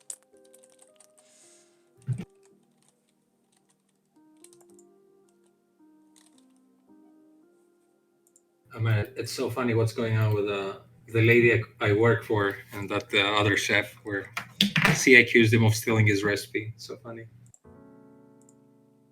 Did he? Like, how similar is it? I don't know, but how can you say that in general? Like, first of all, it doesn't matter. Second of all, it kind of does. If you're planning something and then someone brings it out before you do. But what if it's like a traditional? No, see. So what happened is he put it out a few years ago, and now he just put out his recipe, but I think it's saying some nuts or something, and she says that was mine. But I don't know much about this recipe. But is it like a traditional dish, or is it like she made it up? Because if it is like a traditional dish, then it's like it's open to interpretation if you steal it or not. Battered fish is pretty. Battered fish. I know. I said the traditional dish. Yeah, I'm saying, but it was the fish one, right? Battered fish. No. Oh, no, it was some pie. Wait. Oh, okay. I have no idea what it is then. Yeah, you're right, but it wasn't. Yeah. Wait. I don't even know what it is. It's some pie. It's some pie from a certain place in Greece that I didn't even know what it is, what includes, but it's like sweet, I think. Okay. And she said she left like a passive aggressive Instagram post. That's how it started. Like, some people are like did this and that. I'm not gonna name names. Seriously? Yeah, but yeah, exactly. And she's like super. And he replied with like some passive, like they're fucking teenagers. He replied with like his picture and like, who makes the best pie? Who knows? Something like that. They're like fucking they're fucking 12. That's funny. It's funny, yeah, but it's just like, so it's stupid. Like, we should be hooligans, but with chefs, and we should just like go and break windows and stuff. It's like, that's my chef. I talk shit about them. Like, we're a football club.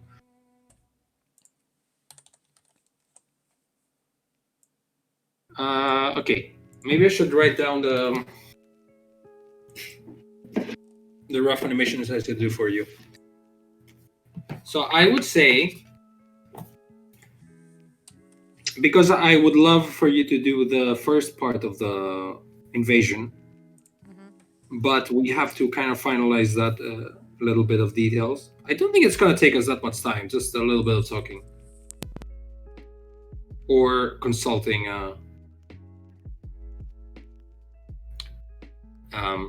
Sarah. She might not have any solution. But yeah, I'll have a chat with her. But she has a fresh perspective, so perhaps. So, and then I need to think about it too, but you could also, when you talk to her, you kind of like get into her mind space too, so I guess you relax more and you think about things maybe. When you bounce them off her. What do you hear? Constant microphone stuff. Oh, I see you eating, that's why. You think you're muting yourself, but you're making more noise when you touch the microphone.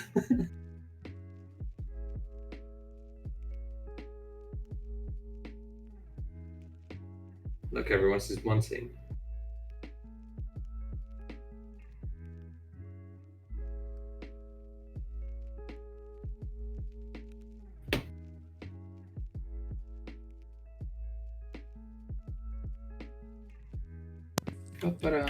There's a rice cake, so it's crunchy, and I probably have loads of chocolate in my teeth now.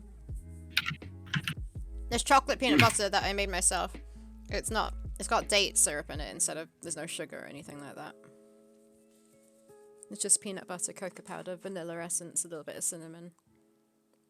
Yeah. And date syrup. Yum, yum, yum. Even your food is dating compared to anyone else in the pandemic. Who's my food dating? Dates? Right. Dates. My food. What? I don't know. I was just commenting.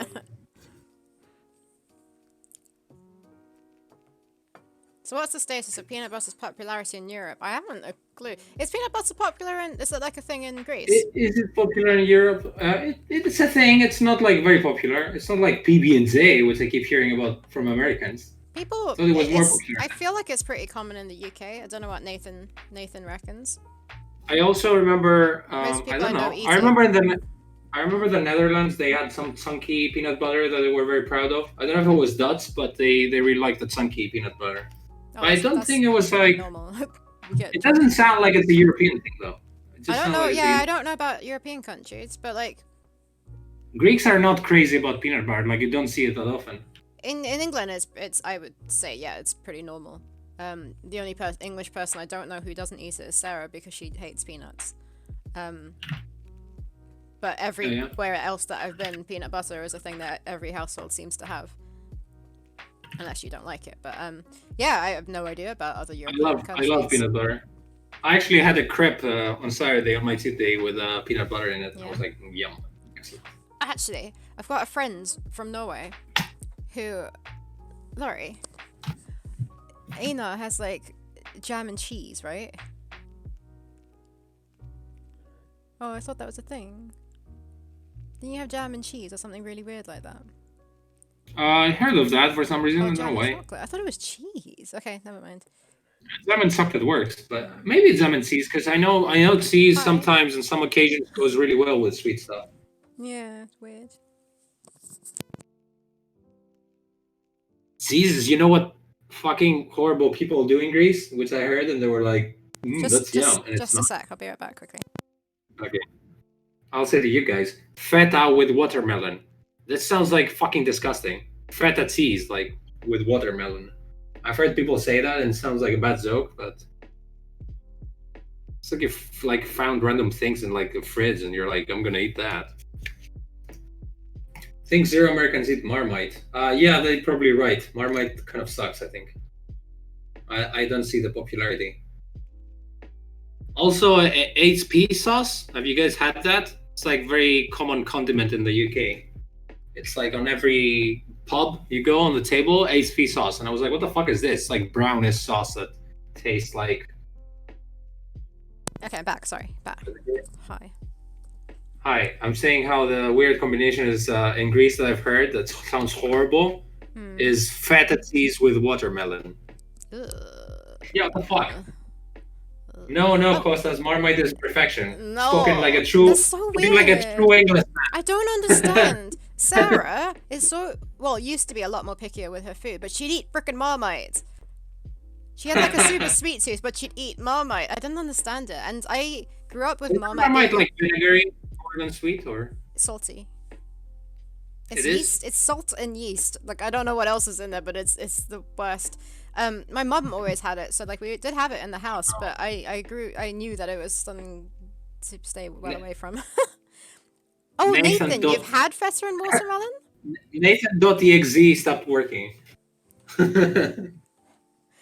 Cora, you most likely would not like Marmite. I think Marmite is something that you have to grow up having, maybe, to like it. I don't know. Yeah, like, in the jungle. It's also Vegemite is the Australian, is it, version? I think so, Nathan, yeah, it sounds like... Nathan, is peanut butter a thing in England? As in, like, it's normal. It's very normal for households to have peanut butter in it, right? Unless you're, like, allergic. Was asking. Yeah, no, I was asking, like, Nathan particularly, because... had salad with feta and watermelon. That sounds weird, but yeah, there are lots of really weird combinations that actually are really good together. Watermelon, I'm not a fan of. I don't like. I don't like working a full-time job just to remove all the seeds out of it. That's exactly how I feel. But I had fresh watermelon juice, so they've done the seed removing themselves. Fresh watermelon juice in Belize was really, really, really good. But the thing is with the juice, it's like 90% is water. Like I like the only thing I like about the watermelon is the freshness and like how it kind of feels like crunchy. Yeah. You just need But if you remove it's not crunchy though if you make it into juice. That's my point. But I hate like how sticky it makes you when you clean it up and like how you have to like pick all those fucking watermelon's a messy thing to eat. But mango is too. But mango is worth it. If it's mango, you can also. But mango, you can use a fork and like be fine with it. Actually, the same with the watermelon. But mango is like is heaven for me. You gotta eat the stone and everything. That's the it's worth getting messy. Though. Mango's worth getting messy for. Watermelon, not so much. Yeah, okay, I agree. But also, it's kind of a different messiness because watermelon's like it's like sugar water. It goes everywhere, and the other one is more mushy. I don't know. Even the messiness is like better in the. Ooh, cantaloupe and honeydew are really good. Yeah, they're really good when they're ripe. I haven't been able to actually have them in the UK. I don't know what cantaloupe is. I'm not a big fan of melons. I've had unripe ones. They're like orange melons. Are they orange? On the inside, I mean. Oh, what am I thinking of? I really like papaya as well. It's cantaloupe green. Cantaloupe's green, isn't it? Oh, I'm so confused right now. Cantaloupe. I'm not a huge fan of. Cantaloupe's orange in the middle, yeah. My unpopular opinion is I'm not a huge fan of fruit. And honeydew is green. Yeah, I think I had honeydew more recently, but like it's just not that great here. I can't. They're never ripe enough. They're just like they're edible. They're all right. They're just not the right kind of ripeness. I like fruit. I know what you mean. I don't like it when I find a bruise or like an insect's been eating my fruit and it puts me off it like completely. I like very certain fruit. Like there's some I love and the others I'm like whatever. I don't care. Like I love grapes, depending on the grapes, not the ones with stone. I don't like the ones with grapes in it. I hate the ones that have the skin. Exactly. The skin is too thick. And then it's really dry. But like I mostly like green ones, which are like no seeds in it. I love pizzas, even though they're a little bit messy. But pizzas. I love pizzas, and I love. Is it apricots? Apricot. Which are like little mini pizzas, but like harder, and you can just like open it and eat it. I love those because they're like so easy to eat, and I can eat like shit tons. Then bananas are good, although I prefer them in like crepes and stuff. Like I like them a lot. I'm not the biggest banana fan. I hate banana flavored things as well. The amount of things. I think I prefer banana flavored things over. I don't know. Actually, I like fresh bananas. I was looking for chocolate, vegan chocolate on Amazon the other day, and I came across like banana chocolate, like banana porridge, banana. There's so many banana flavored things that made me literally feel ill. Like it was hot. Yeah, I know. It made me feel ill. It was just I like apple. I like oranges, but I don't prefer oranges. Like they're super messy. But if they're good, they're kind of good. I guess. Grapefruits are good. Yeah, I hate grapefruit. They're so sour in my mouth. Like I can barely eat them. Ruby grapefruit. That's sweet and sour. Oh, really? It's sweeter than sour. I don't know. I like it a lot. Avocado? I think that's it. And I don't like in Greece. It's very popular during the summer. Watermelons and melons, and I don't hate, but I don't really like them. Melons are good. What about avocado? Melon is overrated in my opinion. What about avocado? Oh, my internet's I don't think avocado I would put in the same category as fruits, but yeah, I do love avocado. Pears? Did I say peaches? What are pears? No, I don't like pears. Pears are so good when they're juicy and like ripe. Like maybe you haven't had a good pear. It's weird because like I like pears when you put them in the oven and you make them like super sweet. That's kind of like interesting then. But so it depends. Like I can like fruit in other forms. Like strawberry by itself, it feels like lame to me. But if you have it like mix it with any sweetness or anything or yogurt, then it's great. That's one really weird thing that people, maybe they're older people because it's my grandmother and then someone else's grandmother that Sarah knew, like to put sugar on their strawberries. I don't get it. Strawberries are sweet. Like, why would you want to put sugar in it and ruin it? It's the same as I think it's the same as putting horrible. salt on everything. It's kind of like adds a kick or whatever. Yeah, once again, I don't agree with that either. So yeah. Me neither, but I understand it's like an enhancer or whatever. It's like an addiction. The strawberries. It's like putting hot sauces on everything or salt or like sugar, I guess. I like how for the past however many minutes we've just been talking about food and haven't been working. Well, but I'm done. Fair, Sarah, we're done with the 3 hours, so we're just buying time. No, it's true. And also, I didn't want to start on something new, and I think I need to do it off. And I'm kind of like writing in my notebook about the animation I need to do, so technically, yeah. You were not. I finished this. I finished this. It's pretty good. I was stressed with getting this out of the way, so that's kind of cool. It's out of the way now. Yeah, looks good. I got one more to do, but I think we're enough. That's enough for now to keep you busy. Mm-hmm. So what I'm going to do, Sarah, next is I'm going to have all the animations done for at least the stream part, because that's kind of like done, design-wise. I would like you to look over this document which I sent you, and maybe if yeah, sure, it's a Sarah. Sarah or Sarah? Now you said Sarah. I know I said Sarah. But you said Sarah. I heard you. I said Sarah. Yeah, that's what you said. Sarah. Sarah. Not Sarah. Sarah. Yeah, you said so. It didn't sound like it sounded like it didn't sound like but you were very vague with the part. Sarah. Oh right, I'm not going but it's the same. It's the same thing. Oh, now it's the same thing. When I say it, it's not though. No, but it's not. It's that's not the important bit. It's the like the beginning. Sarah, not Sarah. Sarah. Who's that? So I am Sarah. You're Sarah, and she's Sarah. And she's Sarah. So the R is also harder with you. Sarah. So you're Sarah. That doesn't feel the same. But the thing that makes it stand out the most of being right or wrong is the beginning. If it's Sarah or Sa. Yeah, you weren't that clear about the A part when you said her name. That's why you said Sarah. It sounded like a combination of the two. But it's the beginning. But you're Sarah. You're like definitely not. Yeah. See, guys, I'm learning the secrets of the Sarah. The secrets of the Sarah. I'll see if she's free maybe tonight, and I'll actually chat with her about it instead of just sending it. We'll talk about it. Yeah. Okay, dokes. And I'll do the animations for the stuff you need anyway, so you don't have to. Okay, and then I'll have them done for next stream, which is in a couple days, Thursday. Yep. Cool. Yeah. So fingers crossed, we will actually be streaming on Thursday. Personally, there's nothing that. No, we seem to change. Do you have anything? No. For me, there's nothing. It's just a few. For me, there's nothing too. I have to go on a film shoot, or on a cooking shoot on Friday, so that's fine. That's perfectly fine. Yeah. So hopefully see you guys on Thursday. Yeah, nice to have you all around to chat about food and fruit and what else we chat about. Yeah, we'll see you on Thursday. We don't change it again. I might not raid if that's okay. Oh yeah, whatever. No one I know is live right now. Yeah, neither. I don't see anyone. Thanks everybody. Yeah, thanks. Yeah, see you on Thursday, hopefully. Bye. And make sure you check out our. Do you want to link it again? Our interview. Yeah, I'll do it. Oh yeah.